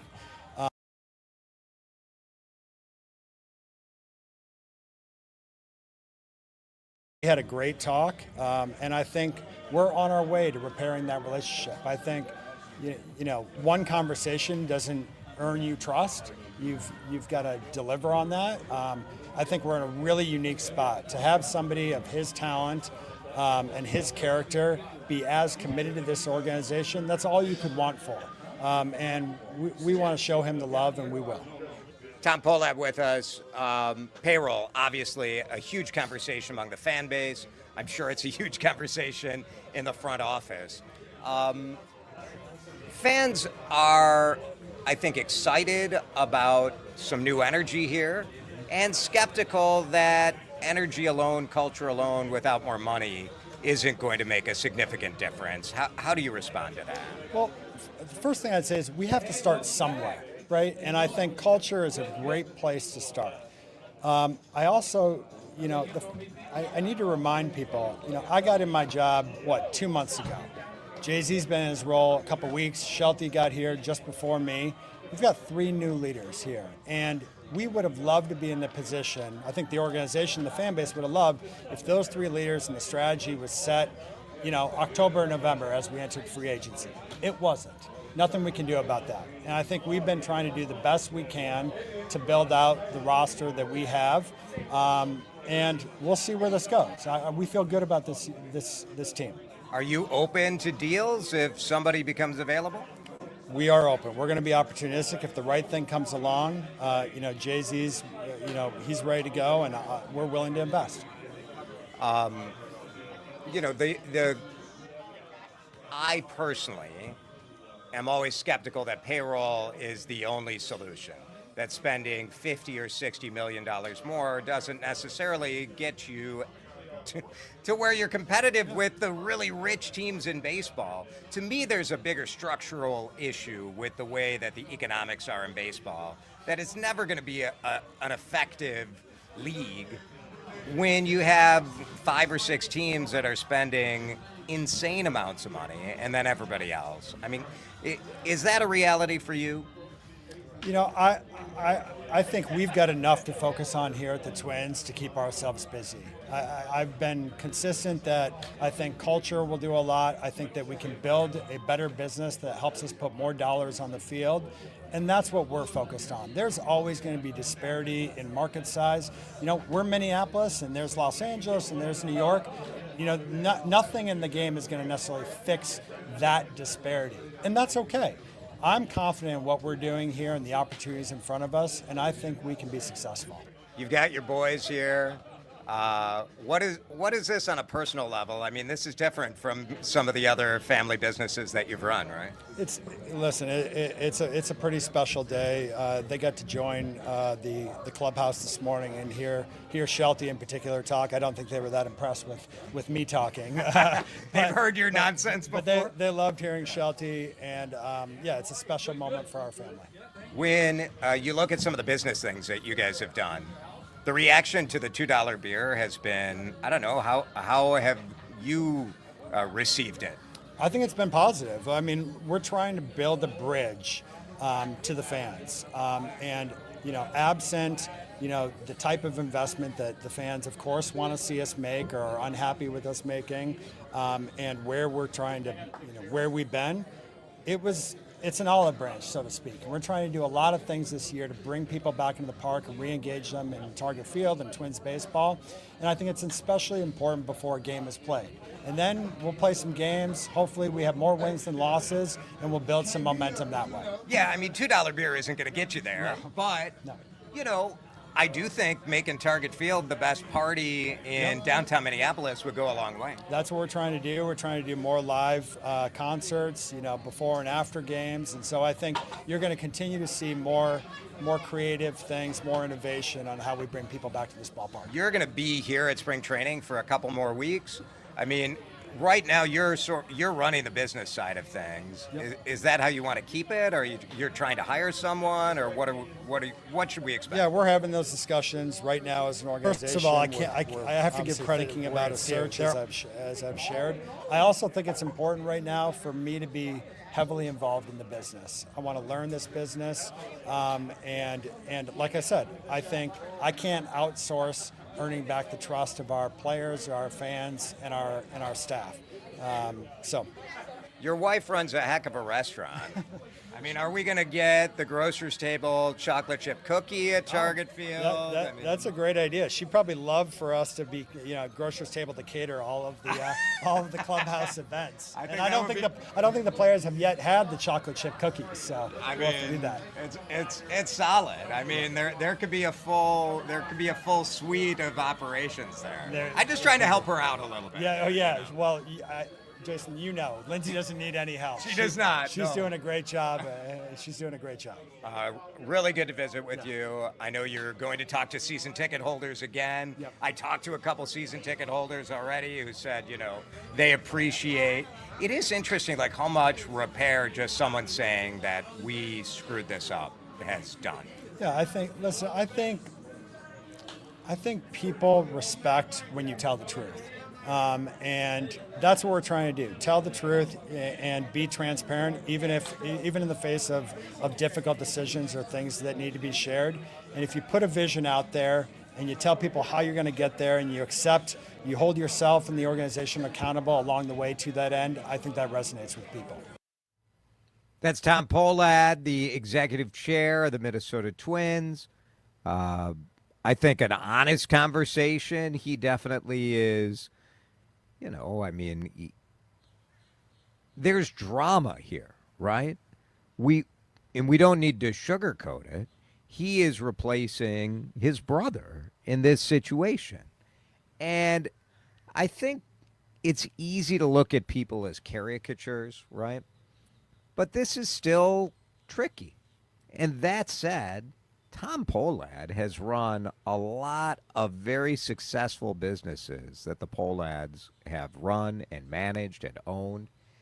And he's bringing that energy to this organization. And there is a certain amount where you have to say, well, what are we protecting by denying the obvious? The obvious is when the team didn't spend more money after the feel-good story of the Twins baseball last, 2 decades, Dan? Mm-hmm. I mean, after the playoff success, which was really still only a first step into a playoff plan, it felt like a punch in the gut. Well, not only did they not spend more money, they cut back on the payroll. And that, so it was if they had almost a maintained, it would be maybe slightly disappointing, but you could, that's much easier to spend than, oh, by the way, we just had all the success and now we're cutting back $30 million. So I also like that he is very clear, and we talked to a number of coaches today as well, that winning is the goal and inspiring winning is the goal, and other stuff will be designed to try to get the fans back to say, like, we also know we need to, like, make Target Field fun. And so I think Target Field is a killer destination just to begin with. But things like a happy hour, like $2 beer, like programs that they're going to have, like different membership clubs you can sign up to, and you can have those $2 beers all the time. Like this for a happy hour on any day, not just the Friday, Saturday. Like I think that is smart. But when you talk to Tom, it's not like, well, that's going to do it. No, he's aware that this isn't the whole thing. Still got to win. If you do all of those things and you do them very, very well and you win 65, 70 ball games, it's not going to work. Right. It's just not going to work. But at the same time, and this is, I think, what he's saying, is, we need to win. We need to invest in winning. And it's not the only thing we can do. And there's a certain amount that you can control, especially coming in when he came in, when Shelton came in, when Jeremy Zoll took over baseball operations. There's only a certain amount you could do this season. What I'd love to hear more from him, and maybe we can talk with Jeremy about this more later in the week, is what's the vision going forward? Okay, not to say that you punt on this season, but it was difficult in terms of free agency and adding to payroll this season. What is your vision for the next 2-3 years? What kind of things do you want to add? What kind of markets do you want to be in terms of free agents? Because I think If you can sell people, it's one thing to say, yes, we're open for business and we want to invest. People want to see you do it. Right. And so how is that going to work? The $2 beer is a text you're asking, is it throughout the whole game? No, it's a pregame happy hour. Yeah. So it's a pregame happy hour with $2 hot dogs and stuff like that as well. Let's break. When we come back, aliens. What did former President Barack Obama say about aliens that lit social media on fire? Next. You're listening to Drive Time with DeRusha, live from Hammond Stadium, presented by the islands, beaches, and neighborhoods of Fort Myers and the Margaritaville Resort at Fort Myers Beach. It is Jason DeRusha here, and despite the warm weather, you know that this is not the time of year that you are going to want to put your home on the open market. Chris Lindahl gets it. He has designed a solution that will make your life so much easier. The guaranteed cash offer is about speed for sure, but it's also about taking away the headaches.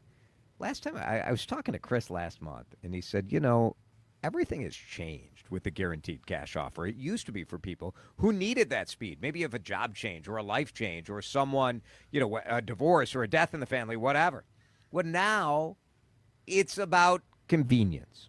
The old way of selling a house is broken, Chris told me. He knows that you don't want the hassles. Last year, they did 80% more of those big red checks that he's been driving around with. You don't want sleepless nights. You don't want agent commissions to pay. You don't want hassles. You want that big red check. So apply. See if it works for you. Go to the website right now, chrislindahl.com. You can get a free smart seller guide. You can apply for a guaranteed cash offer. And if you say yes, you get that big red check at chrislindahl.com. Straight Talk Wireless presents Pickup Truck Wisdom. The smartest way to spend your money is not to. Straight Talk offers free 5G phones for new and existing customers on Verizon's 5G network. So the refund money I don't spend on that free phone is the refund money I get to keep for my family. Smart. Find us at straighttalk.com and Walmart. Straight Talk Wireless. Straightforward. Always. Taxes and fees apply. Plan purchase required for free phone offers. Copyright 2026 Verizon. Honey, that flu keeping you up? Did you take NyQuil Intense Flu? Nah, I got this. Okay, I don't got this. Yeah, you need NyQuil Intense Flu. Undo your flu with NyQuil Intense Flu. NyQuil Intense Flu provides powerful relief of your flu symptoms so you can sleep. You do got this. NyQuil Intense Flu. The nighttime sniffling, aching fever. Best sleep with the flu medicine. Use as directed. Keep out of reach of children. Jordana here. Resolution or not, if you haven't made a plan yet, I'm talking about a life plan, an estate plan, a plan for, your stuff. I know you don't like to think about what might happen if something happened to you, if you became incapacitated or even worse. But you know what? You got to do it. If you don't have that will or living trust or a power of attorney or a healthcare directive, consider this your swift kick in the pants to get it done. And when it comes to estate planning, I recommend my dear friend, Matt Gutman. Matt has helped me so many times. I'm talking medical powers of attorney, plans for the kids when they go off to college, and his full estate plan for me and for Mark. He's done it for my family. He can do it for you too. He and his partner, Jamie Reff Wagner, will do an incredible job for you, and you will be happy it's done. Call Gutman Law today, 612-895-1616. GutmanLaw.com, 612-895-1616. GutmanLaw.com. Peace of mind today for tomorrow. Is life insurance on your list of New Year's resolutions? Now is the perfect time to add it. A buddy told me that securing life insurance sooner rather than later can help you lock in lower rates for years to come. So I added this to my list this year and got it done. I called SelectQuote and was shocked at how easy and affordable life insurance is. I'm 40 and got a $500,000 policy for $18 a month. My wife's also 40, and her $500,000 policy was only $16 a month. Plus, with SelectQuote's same-day coverage, no medical exam was required, and we were covered by the time we hung up. Checking this off my list felt great, but the peace of mind knowing my family is protected feels even better. Call SelectQuote at 1-800-280-5858 for your free quote today. That's 1-800-280-5858. Or go to SelectQuote.com. That's 1-800-280-5858. Details on example rate at SelectQuote.com. Time to find out how it's moving on the roads and what's moving in via the skies. This is traffic and weather together on CCO, starting with a check of the commute. Slowdowns place with the crosstown both directions between Highway 100 and 35W. North 494 looking good though as we come up from Highway 7 all the way up into the Fish Lake Interchange. North 35E free flowing 94 to 694. Jerry Peterson, News Talk 830 WCCO. Dave for Aquarius, are you ready to love your water like I do? With Connecticut's on-demand efficiency, you'll enjoy softer skin, cleaner laundry, and dishes that sparkle. Schedule your free water test at AquariusHomeservices.com and save up to 25%. Now, the latest conditions and the outlook for the next few days with your CCO forecast. Weather brought to you by Aquarius Home Services, earning the right to be recommended. Tonight, 36 the low, 50 the high. Tomorrow, rain by evening, and our warm weather sort of comes to an end, cooling towards the weekend. Right now in Minneapolis, it's 53 on CCO. This is Drive Time with DeRusha, live from Hammond Stadium, presented by the islands, beaches, and neighborhoods of Fort Myers and the Margaritaville Resort at Fort Myers Beach. Oh, Barack Obama said there are aliens. You know, we don't have enough time to get into this, Dan. I sort of screwed it up. Too much jibber-jabber from me with Tom Pohlad. The president today went on over the weekend, a podcast was released, and today he had to issue a statement saying that he's never seen aliens and he doesn't think the government is covering it up. Trying to backpedal. Here is the lesson. Don't ever go on a podcast. You go Unless on a it's ours. You get a little too comfortable, you say some nonsense, and it all falls apart. DeRush Hour coming up. 99% of realtors recommend a home inspection, and with Win Home Inspection, you're guaranteed the best when you hire the handsome bald guy. Steve Stalock with Win Home Inspection delivers a comprehensive report within 24 hours of your inspection that analyzes your home from the roof to the foundation and all major systems. Win, we see more clearly. To schedule an inspection in your area, call Steve at 952-891-4455 or go to wini.com. That's WINI.com. Financial literacy. It's amazing they don't teach it in school. Listen to the Investing with Confidence show every Sunday at 11 p.m. and join us for a free investing class by texting the word investing to the number 210-210. Take action today and make a change for tomorrow. Text the word investing to the number 210-210 today. 15 years in prison for a crash that killed 3. 12 and a half years for killing a child, all caused by marijuana-impaired drivers. If you feel different, you drive different. So if you're high, just don't drive. Brought to you by NHTSA and the Ad Council. This is the story of the one. As an HVAC technician, he and his digital multimeter are in high demand. So when a noisy office HVAC turns out to be a failing blower motor, he doesn't break a sweat. With Grainger's easy-to-use website and product information, he selects the product he needs to keep everything humming right along. Call 1-800-GRAINGER, click Grainger.com, or just stop by. Grainger, for the ones who get it done. Staples presents That Was Easy. So I opened a restaurant and needed everything. Menus, signage, catering brochures. Everything and then some. I went to Staples. They printed it all and even suggested takeout menus. One money pit with a side of fries. But now at Staples, you get up to $125 off custom print orders. $125 off. Now you're cooking. Brand your business in a big way at Staples. That was easy. Shop Staples in store, online, or in the app by 4/4 to unlock. Exclusions apply. Visit staples.com/print for details. Finding excuses to not do your taxes? Well, you can start today and file for free with TurboTax on Intuit Credit Karma. Just file on your own in the Credit Karma app by February 28th and you'll pay $0. Start filing for free today. Offer only for those who didn't file with TurboTax last year.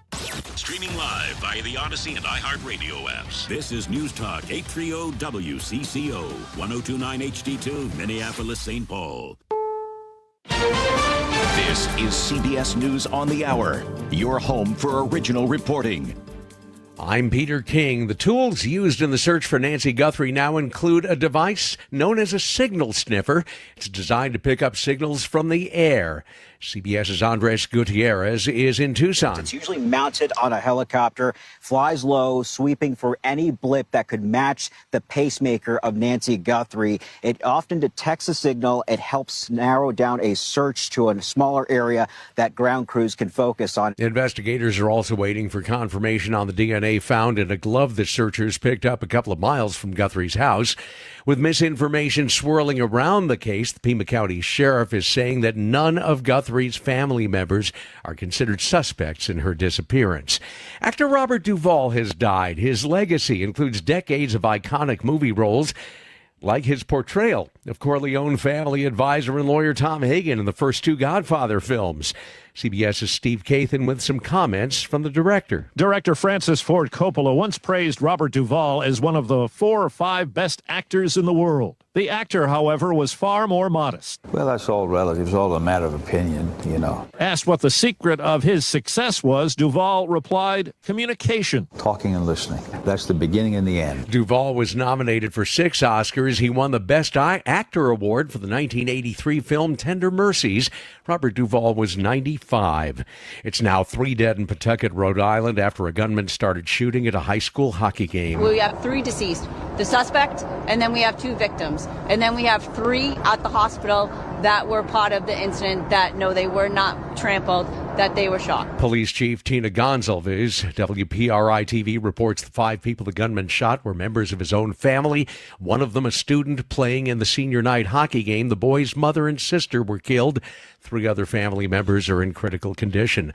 The first of its kind trial underway in Georgia. The father of an accused school shooter faces charges of murder and manslaughter. WSB's Veronica Waters. Tears flowed in the courtroom as Barrow County District Attorney Brad Smith first mapped out the Appalachia High School shooting. He fires discriminately through the classroom. He tells jurors Colin Gray knew his son's mental health was spiraling and that he'd allegedly made an online threat, yet still gifted him a Sig Sauer M400. He never takes Colt to see any professional, and the rifle stays in his room. Gray's own tears streamed as defense attorney Brian Hobbs says the father did seek help. People can try to get that child mental health help, and still something unthinkable can happen. Veronica Waters for CBS News, Atlanta. This is CBS News.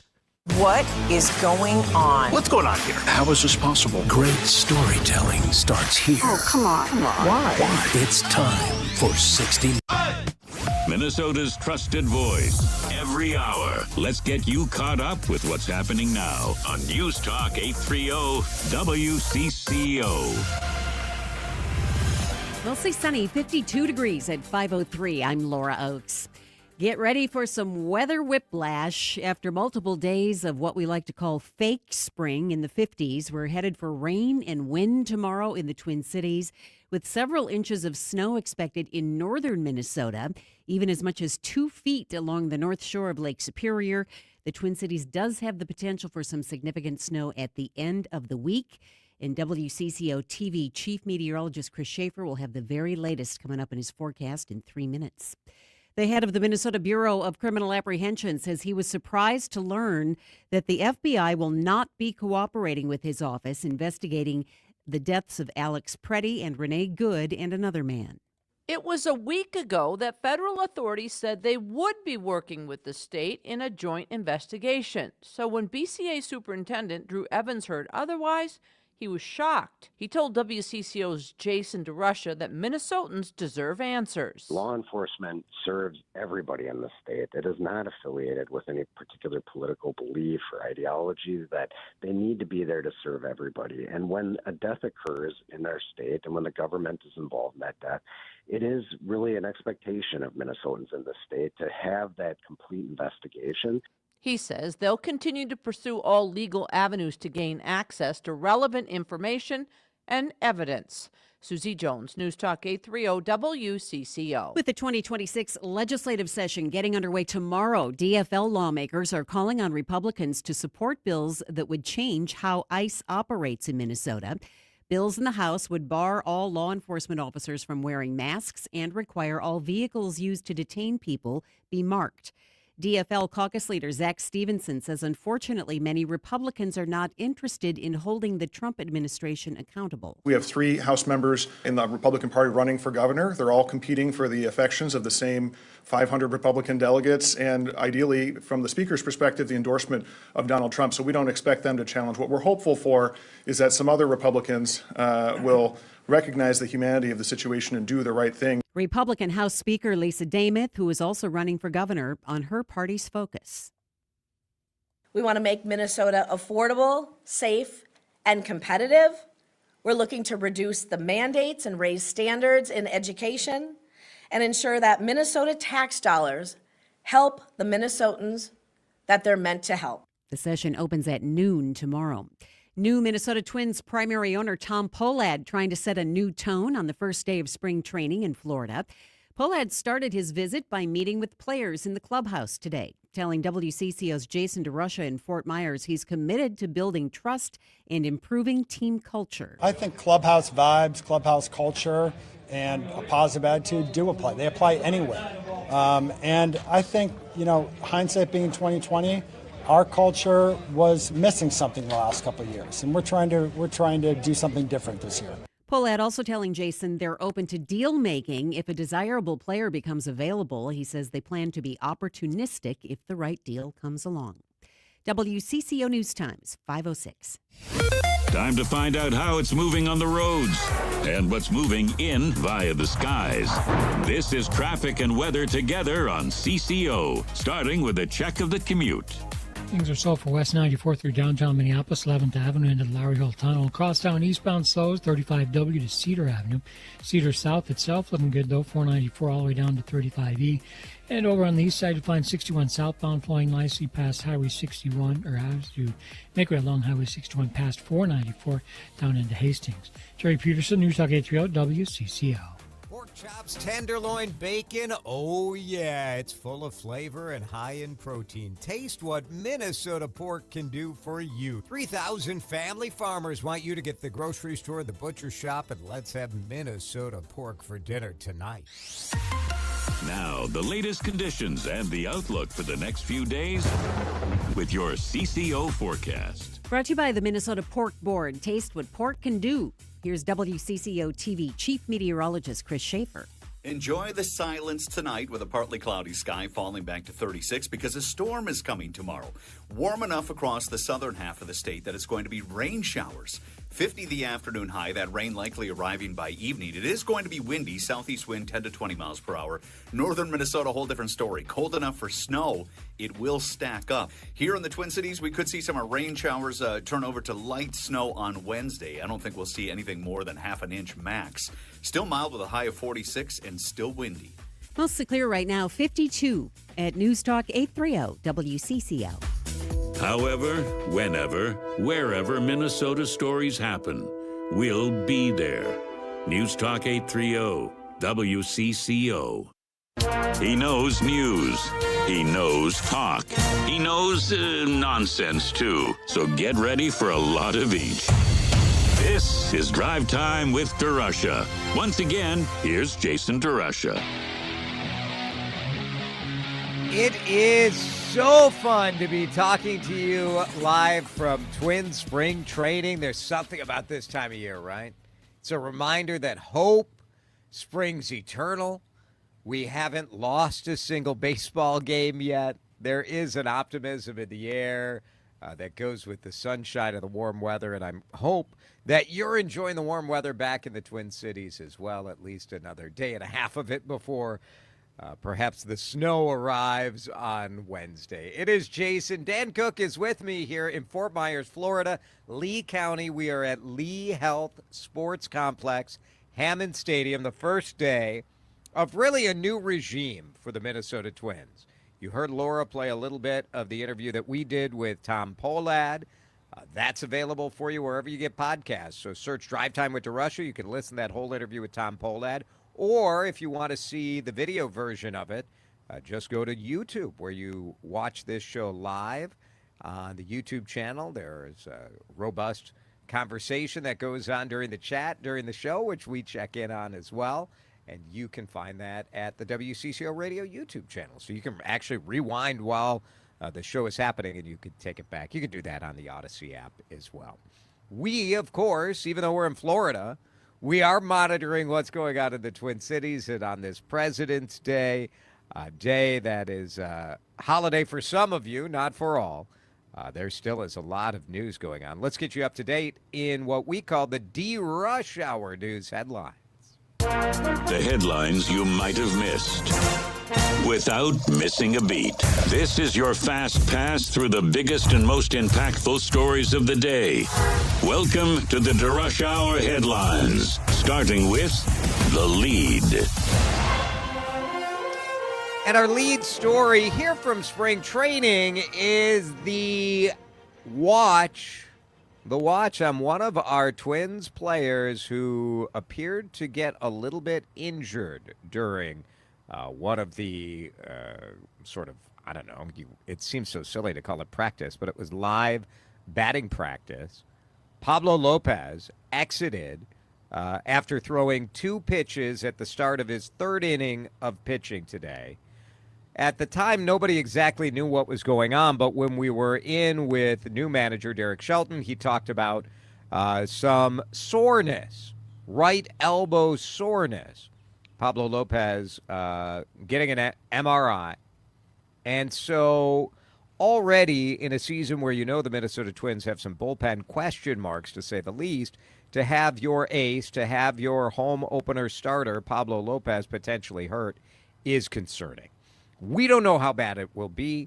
New manager Derek Shelton didn't want to speculate, especially considering how early it is. But the possibility of the Twins being in trouble when it comes to pitching is disturbing. It is disturbing. It did put sort of a bit of a negative vibe on a very positive day with the return to full team action here. And we'll have more on that with Dave Schwartz when he visits in about 20 minutes. Also today, we learned that the FBI officially told the state of Minnesota to pound sand when it comes to investigating the shootings of 3 Minnesotans by federal agents. Unfortunately, I was surprised, and I was surprised because this is such a change in past practice for how we would typically work any investigation where both the state and the federal government have an interest in uncovering the truth as to what occurred. And so my reaction was disappointment and concern, because this certainly puts us in a position where it's more difficult to fully and independently and transparently investigate these 3 different shootings that occurred in Minnesota. So it's disappointing, and I'm hopeful we'll find a path forward to at least share information with each other. But at this point in time, we're going to have to adjust and take a different approach. That is Drew Evans. He is the head of the Minnesota BCA, the Bureau of Criminal Apprehension. The state of Minnesota has been running investigations of the shootings, the 3 shootings at the hands of federal ICE agents in Minnesota. The most high profile were the killings of Renee Good and Alex Preddy. Past practice would be not exactly a co-investigation, but the feds would share their lab results, their physical evidence, their witness statements, and the state would share theirs. And that group investigation would lead to some transparency in understanding what's happening. In that conversation that I had with Commissioner Drew Evans, he said that the vehicle that Renee Good was in when she was shot and killed by an ICE agent has not even been fully processed by federal agents. They're holding it. The FBI is holding the vehicle, but they haven't done a full kind of DNA analysis. They haven't looked at all the data on the vehicle about acceleration and braking and reverse and all of that. It is disturbing, Evans said. I find it insulting, the idea that the state is somehow not worthy from the top levels at the Department of Justice. And it's, as a citizen of the state, concerning that 2 people were killed, 3 people shot. And in one of those cases, the man who was shot, who supposedly was, picking up a shovel and a broom and attacking federal agents, those agents have been suspended and are being investigated for lying under oath.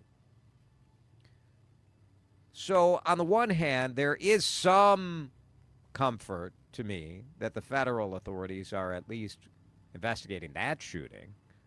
But they have said they're not investigating the shooting of Renee Good. And the shooting of Alex Preddy, we don't know. That should not be acceptable to anyone in Minnesota. And the fact that there traditionally is cooperation, it is troubling that that is not happening. We're also keeping our eye on this. Tomorrow, the first legislative session without former Speaker of the House, Melissa Hortman. That session will start tomorrow, and there is a spot in a House chamber with flowers and a photo of the Speaker Emerita, Melissa Hortman. Of course, she and her husband were killed, assassinated in their home on a night that also had that same person showing up at John Hoffman's house. He and his wife survived. This person went to 2 other representatives' homes. There will be more security at the state capitol, metal detectors for the first time ever, limited access depending on the doors of the building. Things will be different. In a couple of minutes, we're going to go in depth with our political analyst here at WCCO Radio, Blois Olson. It is an election year. You have the emotion surrounding the fact that Melissa Hortman is dead and John Hoffman was nearly killed. And then you also have the political side of things where obviously there's a gubernatorial election going on and a number of people in the legislature are trying to get that position. Have you been watching the Olympics? Well, the data shows that perhaps a shockingly high number of Minnesotans are. Don't listen to these people, Ricky. You're a winner. You got the gift. Always remember, if you ain't first, you're last. It is true. If you ain't first, you're last. Ratings are in for the initial part of the Olympic Games, and the top 2 markets in the country are the Twin Cities and Fort Myers. Oh, man. Pretty amazing looking at the ratings that were released by NBC and by the news director of KARE 11, Matt Coomer. And Matt posted this on his X account, and I'm like, holy moly, these ratings are unbelievable. Here is the post from Matt from NBC. Fort Myers and Minneapolis markets have a rating of 14.9.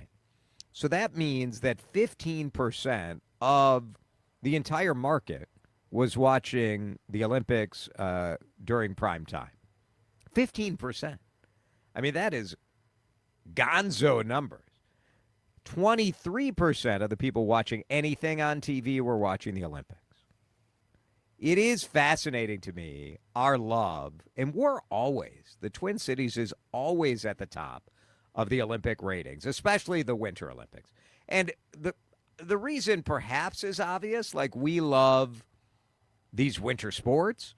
There's so many Minnesotans in the Olympics. But I'm going to ask Dave Schwartz what he thinks about this. I think it's pretty interesting. I've been watching a lot of it. My wife is Olympics obsessed. But we perform very high in Olympic ratings in the Summer Olympics, too.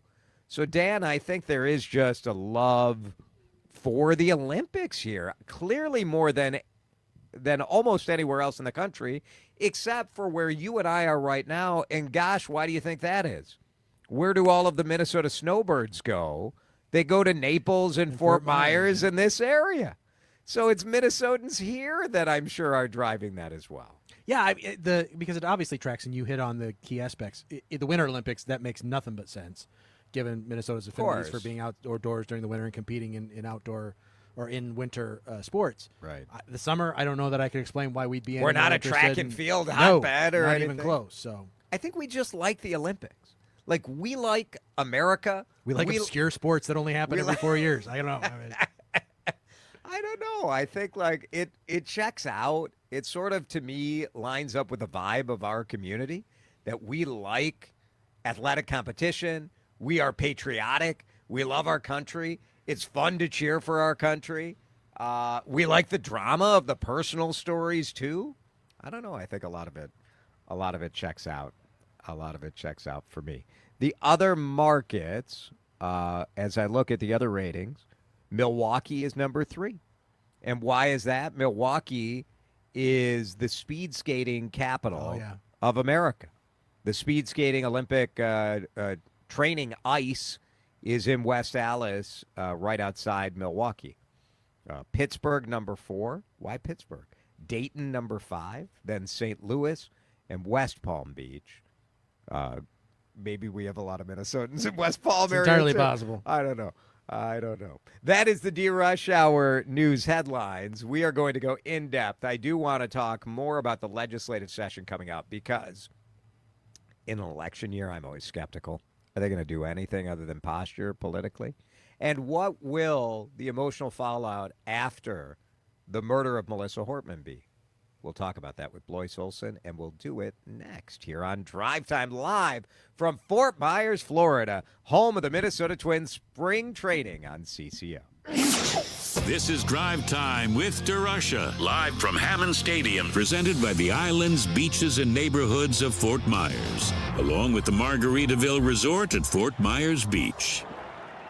Hi, it's Vanita, and we know how great the John Schuster Group is, but it's wonderful to hear from people who have benefited from that relationship. One of them is Ray from Minnetonka. Ray, thanks so much for joining us. Why did you choose the John Schuster Group? At our first meeting with Tim and Abby Lehman, we clicked right away. What was your experience like selling your home with the John Schuster Group? It was incredibly simple. Our first day on the market, we got our first offer, and I was like, wow, we did get multiple offers, but we went with the first offer we got on Friday. Okay, bottom line, why should every WCCO listener contact the John Schuster Group, Coldwell Banker Realty, when it's time to move? From the moment they walked into our home, we had nothing to worry about with them. We're just beyond our expectations. We just can't thank them enough. 952-222-9000 online, johnschustergroup.com. Buy a home, sell a home, we'll get you moving. johnschustergroup.com. Terms and conditions may apply. Twin City Framers is the industry leader building the largest wood frame projects in town, and they have immediate openings for carpenters. Here's the deal. Large multifamily carpentry pays an average of $5 an hour more than single-family homes. This is your opportunity to work for the best of the business and make more money today. If you're a carpenter or know someone looking for better pay, better hours, great benefits, and on-the-job training, then look no further. Go online to TwinCityFramers.com and apply for an immediate position today. That's TwinCityFramers.com. Why be at the forefront of childhood cancer research? At St. Jude, we do it because every innovation we make is a moment we give to children with cancer everywhere. But we can't do it without you. Help St. Jude give children with cancer more moments. Moments that can last a lifetime. Learn more at stjude.org. By the time you're done listening to this ad, nearly a dump truck's worth of plastic will have made it into the ocean. Plastic has become a useful part of our everyday lives, but it's polluting the air, water, and soil that all life needs to survive. This is a human problem that can be solved with human action, but it's going to take all of us, from individuals to businesses to governments and everyone in between. Help create a cleaner future for both people and nature. Visit wwf.earth/plastics. How serious is youth vaping? Irreversible lung damage serious. 1 in 10 kids vape serious, which warrants a serious conversation from a serious parental figure like yourself. Not the seriously know-it-all sports dad or the seriously smart podcaster. It requires a serious conversation that is best had by you. No, seriously. The best person to talk to your child about vaping is you. To start the conversation, visit talkaboutvaping.org. Brought to you by the American Lung Association and the Ad Council. I'm Piera Palazzolo, VP of Digital Marketing for the American Management Association, a company focused on the management training skills needed to enhance the careers of business professionals. We did our research when it came to the best companies for website development and chose AmericanEagle.com. And we couldn't be happier. AmericanEagle.com worked closely with us to understand the front and back end requirements needed to launch an e-commerce website that could handle the complexities of running thousands of seminars nationwide, our robust new website and improved SEO saw immediate increases in site traffic and web revenue. If you're in need of managerial effectiveness and success, visit our website at amanet.org. If you're in need of a website that provides an unparalleled consumer experience, I highly recommend AmericanEagle.com. Transform your business today. Dial 877-WebNow1 for a free digital consultation with AmericanEagle.com. This is Drive Time with DeRusha, live from Hammond Stadium, presented by the islands, beaches, and neighborhoods of Fort Myers, along with the Margaritaville Resort at Fort Myers Beach.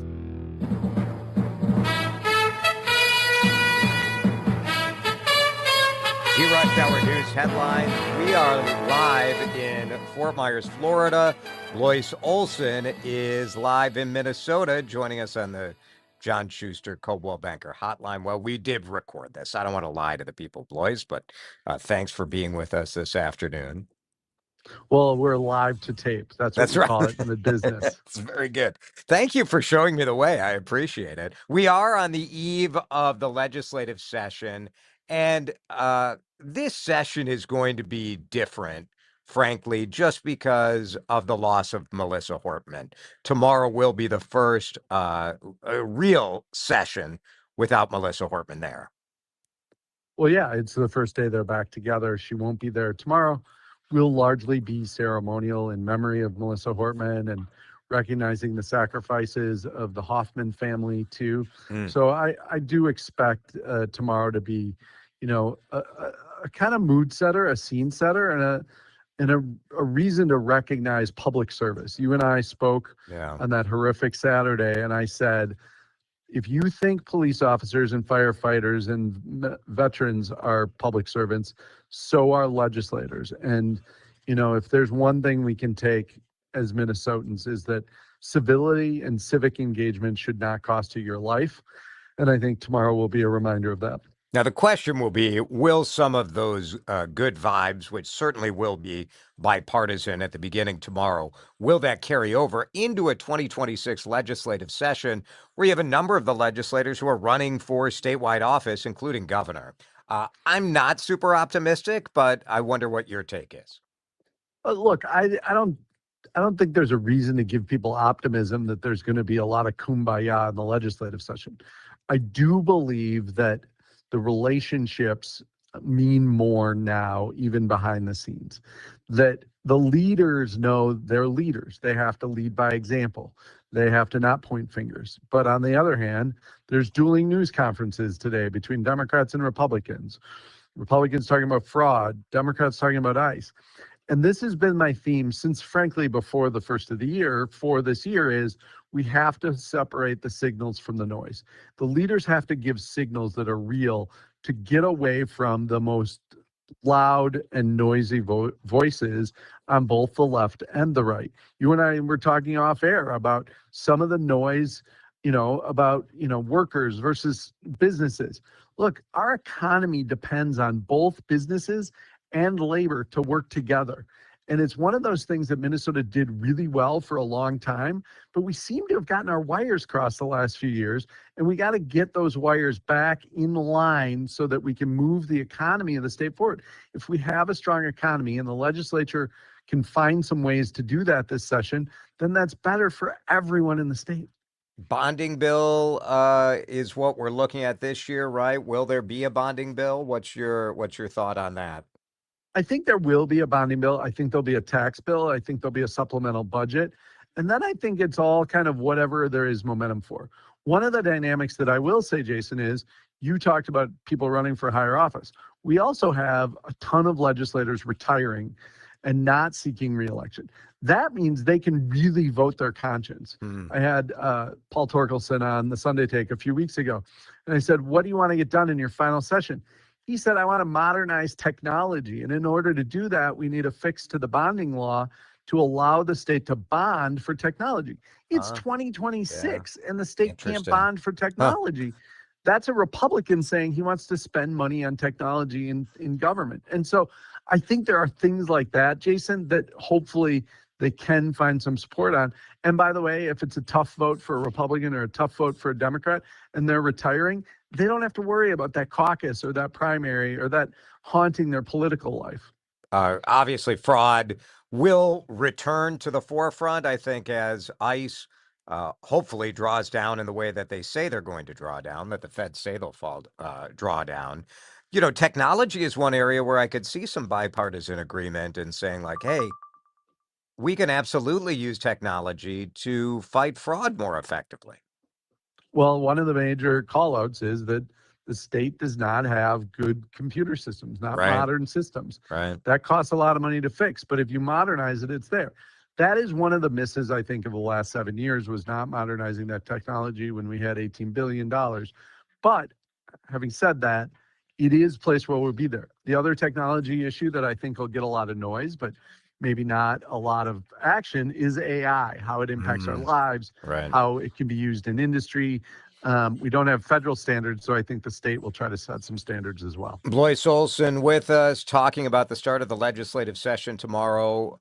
There was a lot of conversation about gun control bills coming to the table after the shooting at Annunciation School. What is the prospect for any sort of a real bill here? I think it is going to be one of those noisy pieces that legislators, especially Democrats, really try to talk about. I think the governor will try to raise it. I just think in a tied house, it's going to be really hard to get that done. Not to mention the Senate. Not all Senate Democrats would vote for the governor's proposal either. So I think that is one of those places you have to look to the signals of any movement in votes before you pay attention to the noise. Blois, we appreciate it. We'll be checking in with you throughout the session. Of course, thanks for being with us. Sounds great. Go Twins. Go Twins indeed. Blois Olson with us as we continue our coverage from Fort Myers, Florida. Dave Schwartz joins us in just a bit to talk about some of the developments in the Olympics over the last couple of days right here on Drive Time. This is Drive Time with DeRusha, live from Hammond Stadium. Got it! Fine! Let me have it! I got it! Fine! Presented by the islands, beaches, and neighborhoods of Fort Myers and the Margaritaville Resort at Fort Myers Beach.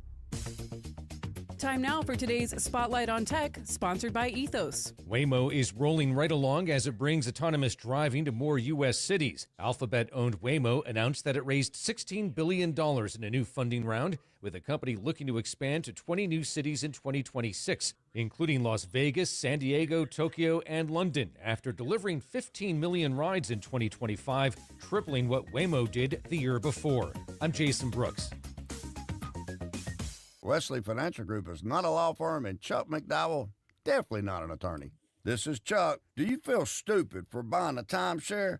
Don't. It's not your fault. You were most likely told you could rent it, and it was a great financial investment. And the deal was available today only. If this happened to you, contact your resort or Wesley Financial Group for help today. Call Wesley now for your free exit information kit. 800-939-1441. 800-939-1441. When it comes to outdoor living, quality matters. Patio furniture from By the Yard is Minnesota-made, maintenance-free, and backed by a 35-year warranty. It's furniture that stands up to real life, season after season. Just think about it. You'll never have to store it, paint it, or stain this furniture. Get online at buytheyard.net or visit one of the showrooms in Jordan, Maple Grove, or Woodbury Lakes and see for yourself. At By the Yard, life is better outdoors. Hey, Adam Carter here, inviting you to join me November 30th to explore tropical Costa Rica with Colette. We'll stay in the Monteverde Cloud Forest, a place you have to see to believe, where trees grow to heights of 100 feet and the wildlife is abundant, from butterflies to sloths. Enjoy breathtaking views in Nature's Museum. Visit a coffee plantation to learn the history from the bean to the cup. Plus, relax in a resort on the most beautiful beach of Guanacaste. This and so much more. Colette handles all the details: flights, meals, hotels, and local experiences. Your only job is to have the time of your life. Do not miss out. Call Colette at 866-436-6734 or visit WCCOradio.com to learn more. That number again, 866-436-6734. Let's go to Costa Rica. As veterans, we've dealt with noise. From chains clanking as they're clamped onto cargo, to orders coming down the chain of command. We can handle that kind of noise. Back home, the noise is different. Seems like everyone's talking all at once and over each other because they just want to be heard. They're taking selfies and oversharing. But we know that it's not about hearing. It's about listening. Listening to what's actually happening with our fellow veterans. Understanding each other because we share the same experiences, the same vocabulary, following the same paths that others have walked. If only we can pick up the trail. Make the Connection is a place for veterans to hear stories from other veterans. Listen and learn about why you're not alone at MakeTheConnection.net. In a world in need of a hero, one man rises to the challenge in style. He is... just driving the kids to soccer practice. Make every day feel epic in the all-new Hyundai Palisade Hybrid with up to an EPA-estimated 619 miles of range on select trims, advanced tech, and class-leading interior space. Visit HyundaiUSA.com or call 562-314-4603 for more details. And hey, come on, no cleats on the seats. You're still grooving, still connecting, still loving, still turning up, still thriving. You still got it, but your immune system, it weakens as you age. That's where vaccines come in. They help train and strengthen your immune response to fight off respiratory illnesses like flu, pneumococcal pneumonia, RSV, or COVID-19. Ask your doctor or pharmacist which vaccines you need. Book in minutes at vaxassist.com. Sponsored by Pfizer. Time to find out how it's moving on the roads and what's moving in via the skies. This is traffic and weather together on CCO, starting with a check of the commute. 494 eastbound looking good. 35E over to Highway 61. Traveling on 394. That's looking pretty good. In Minneapolis and Minnetonka. 94 westbound flowing nicely from 169 all the way up into Albertville. Jerry Peterson, News Talk 830 WCCO. With a well-designed will, trust, and estate plan, you can have peace of mind. Choose Matt Gutman of Gutman Law to give yourself peace of mind. Call him now, 612-895-1616 at gutmanlaw.com. Gutman Law, peace of mind today for tomorrow. Now, the latest conditions and the outlook for the next few days with your CCO forecast. Weather brought to you by Gutman Law, Wills Trust and Probate Law at gutmanlaw.com. Here is Chief Meteorologist Chris Schaefer. One more spring-like day before it starts acting like winter again around here. Partly cloudy down to 36 tonight, a high of 50 tomorrow. Now we have some rain showers moving in. It will be snow across northern Minnesota where it will be cold enough. We'll all share a strong wind from the southeast, 10 to 20 miles per hour. Winter storm warning across northern Minnesota where that snow is really going to stack up. Now we could see a few flakes at the end of the system on Wednesday afternoon, not expecting really anything for accumulation. Then it gets cold as we head toward the weekend. We could see another blast of snow Thursday night into Friday. 52 degrees in Chaska, Minnesota, here on News Talk 830 WCCO. This is Drive Time with DeRusha, live from Hammond Stadium. Got it, fine. Let me have it, I got it, fine. Presented by the islands, beaches, and neighborhoods of Fort Myers and the Margaritaville Resort at Fort Myers Beach. Now let's get a Monday rundown on the weekend in sports, where Dave brings the analysis and Jason brings the snacks. Get your popcorn ready. Time for some fun talking ball and other stuff with Dave Schwartz on Drive Time with DeRusha. Dave Schwartz joining us on the video feed from the backyard. How does it feel, Dave? I won't be outdone, Jason, even though you're in Fort Myers and it is... You said it's 50 here. It doesn't feel like 50, but it's you know what? It's a beautiful day.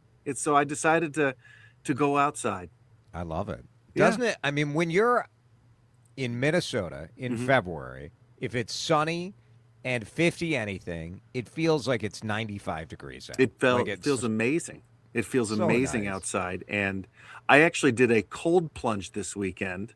In addition to doing a sauna, and it was so warm outside. I'm sorry, what? What? A cold plunge. Have you ever done a cold plunge, a sauna cold plunge? Oh, once my shower wasn't working, and brother, you haven't lived. This is something.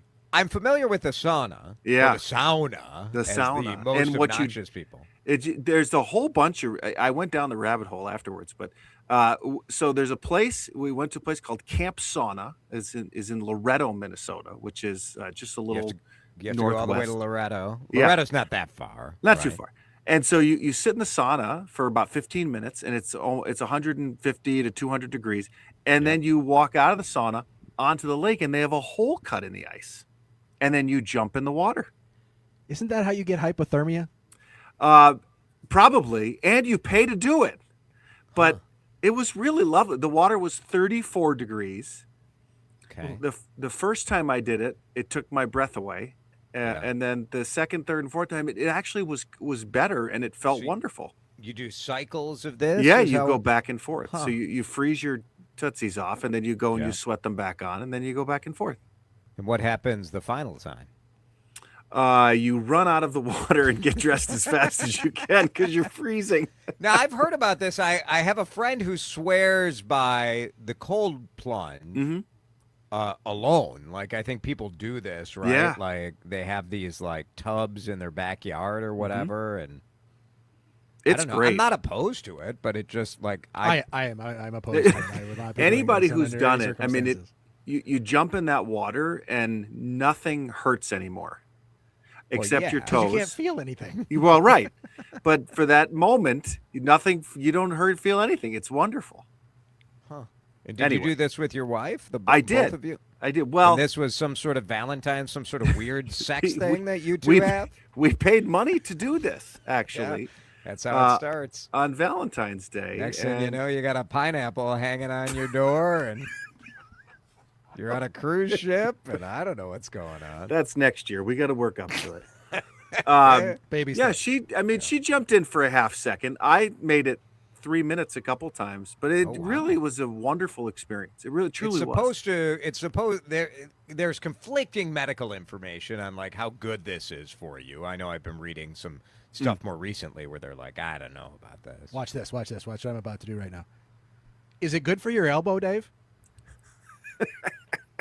If You like so, that? That's pretty good, right? This was a segue. nicely done into- to get us back on track. That's very good. Dan's like, Jason and Dave are going to spend this whole segment talking about nothing. I digress. That's fine. I would So assume it's good for an elbow. Yeah. Might be worth a shot. We don't know how severe the Pablo Lopez situation is, but it's certainly the headline on the first day of spring training, which when this happened, Dave, like, it was noteworthy that Pablo was out there throwing. He unusually had a scheduled 3-inning stint. And have you ever been out to cover spring training? Never, ever did I get Huh. to cover spring training. Interesting. Never got to. Because you went to an Olympics, right? I did. Yes, I was. I got I got to go to Russia. And Yeah. everyone else got to go to Fort Myers. I mean, flip a coin, right? It's Interesting. It's a tough call. Tough call. So the first week or so, they do live batting practice. Mm-hmm. It's sort of a big deal, but most pitchers throw An inning. And because the players, a number of players are getting ready for the World Baseball Classic, there is a longer stint. And Pablo had already been training prior to the start, today's biggest, everybody playing day. So he was scheduled to throw 3 innings. He did 2, went back out for the third, threw 2 pitches, and then came off. And noteworthy, but you're like, well, who knows? And then later we find out that he had soreness. He went to talk to the pitching coach. And at this hour, maybe the Twins have a better sense, but nobody really knows because there was an MRI that was supposed to happen tonight.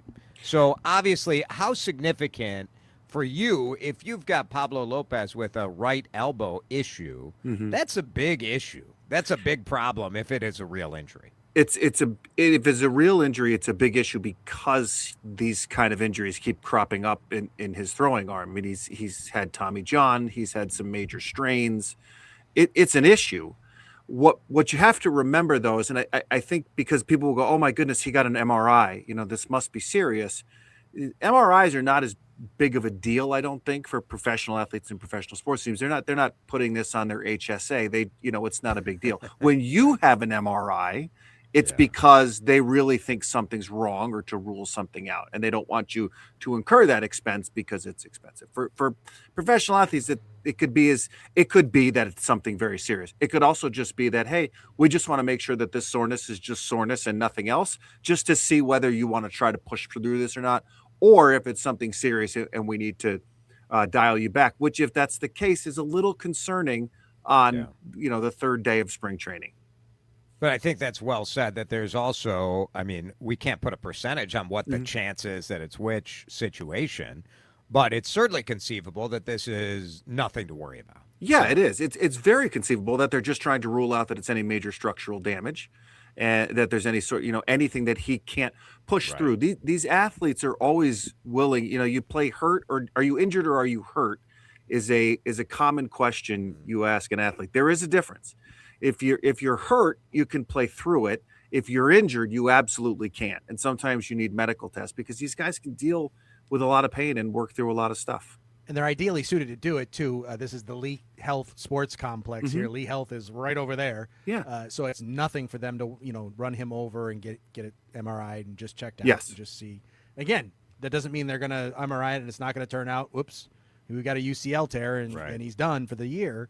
But it could just be inflammation, and the MRI will show that, and they shut him down for a little bit, and he's fine. If I'm Lee Health, though, I'm slapping my logo all over those printouts, right? Absolutely. You never know.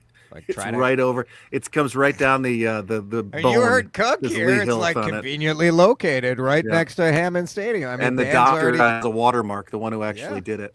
That's right. Dan's doing the ad already. I love it. We did talk to Tom Pohlad today, and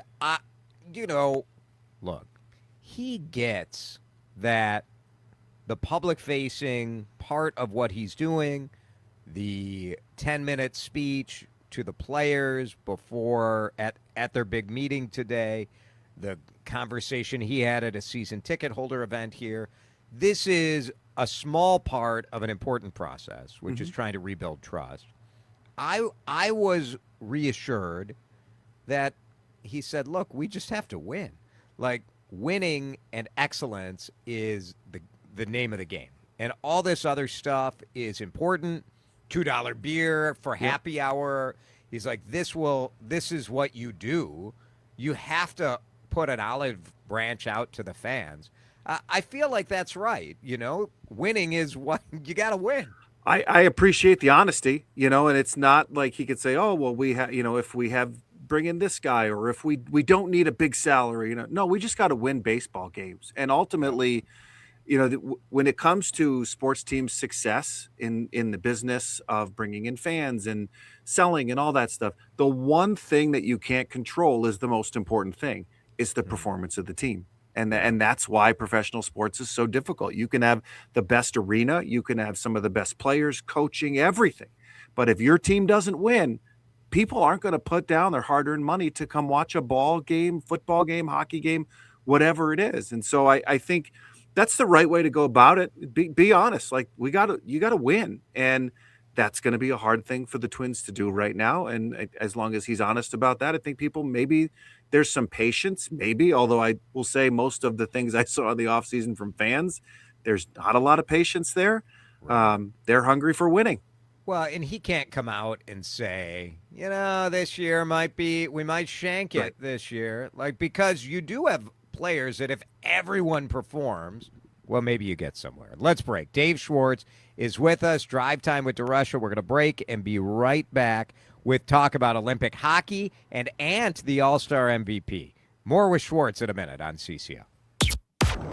This is Drive Time with DeRusha, live from Hammond Stadium, presented by the islands, beaches, and neighborhoods of Fort Myers, along with the Margaritaville Resort at Fort Myers Beach.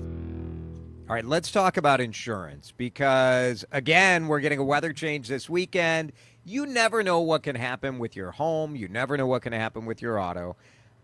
The Canopy Group has been there for me and my family. It's Jason for the Canopy Group.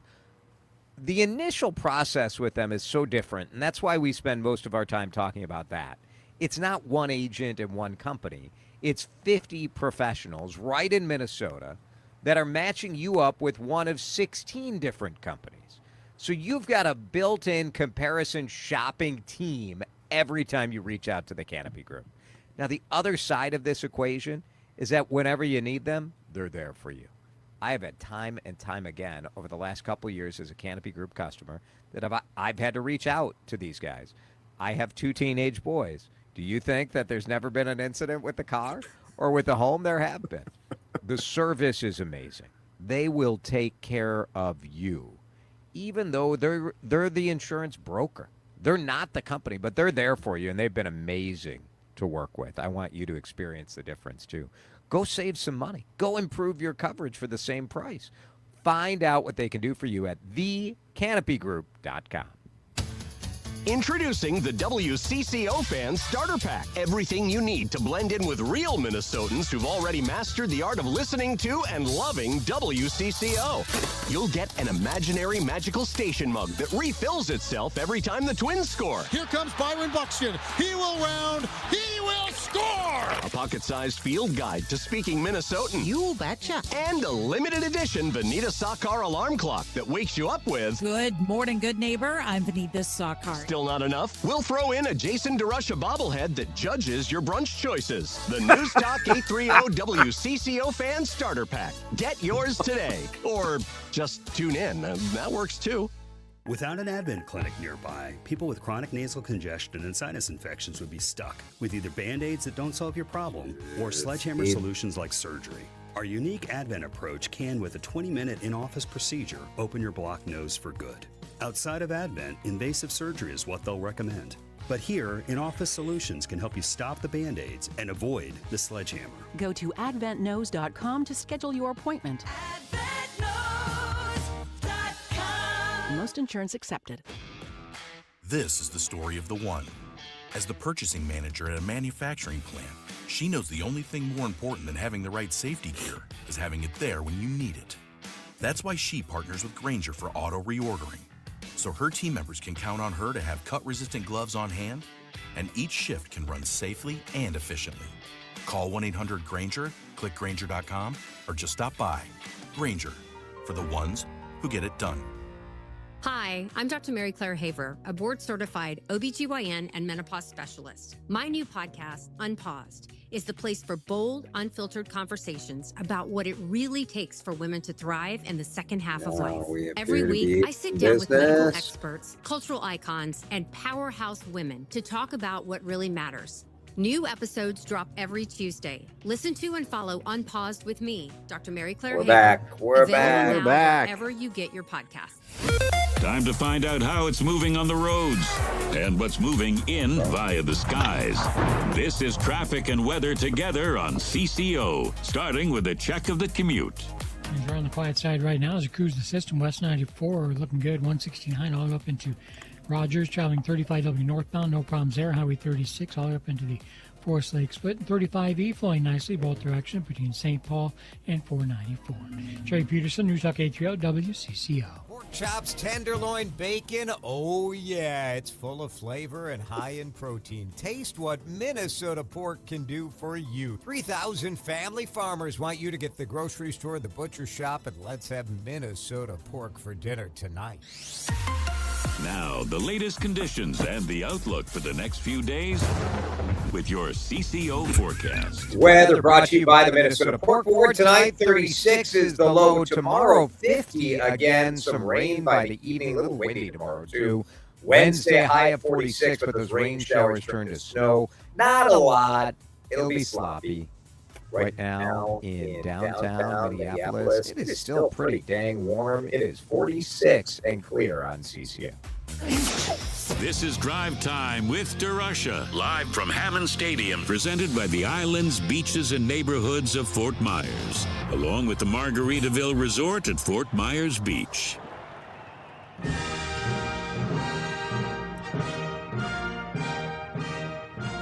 Well, the Olympics, we're your... Oh, hang on here. There we go. I'm messing up our setup here. We're running the video feed from the press box here. I'm doing my best here. Live video. You're doing a great job. Sunset. It's dark in Fort Myers, Florida right now at the Lee Health Sports Center, Hammond Stadium. Dave Schwartz is with us. Winter Olympics, women hockey team just destroying Sweden, 5-0. Canada snuck by Switzerland. So no big shocker to see these two, U.S. versus Canada, in the gold medal matchup on Thursday, right? I'm fairly certain I read that every single gold medal match has been between them other than one since women's hockey has been in the Olympics. It is the matchup that happens most often, and frankly, it is the matchup that's best. I've seen a few of them, and they're always outstanding. They played each other in the round robin, and the U.S. just destroyed Canada. Was that flukish? Do you expect a closer game in the gold medal game? Well, and I haven't heard yet if Marie-Philippe Poulin is back yet, if she played, or because she was injured. She's one of their top players and has been for a really, really long time. But I don't. It won't be 5-0. But I think this U.S. women's team might be one of the best that they've had in a really long time.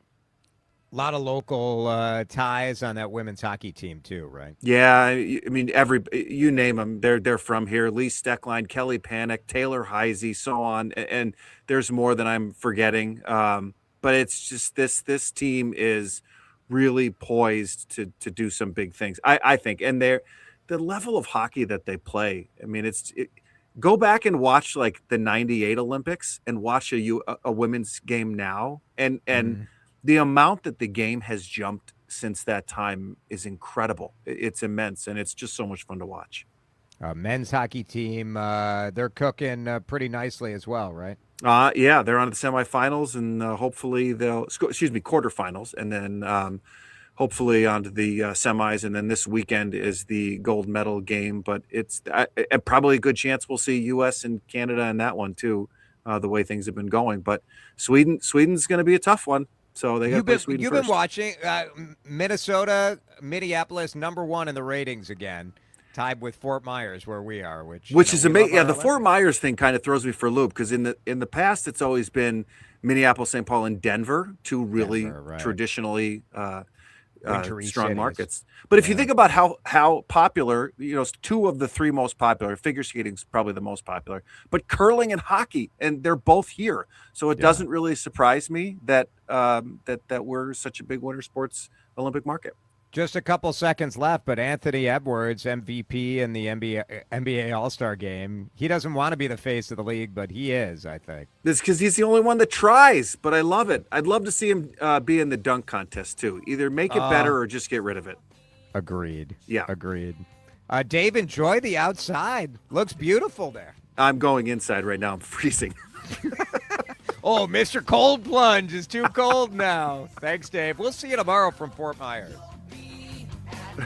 Guarantee cash offer is the way to go.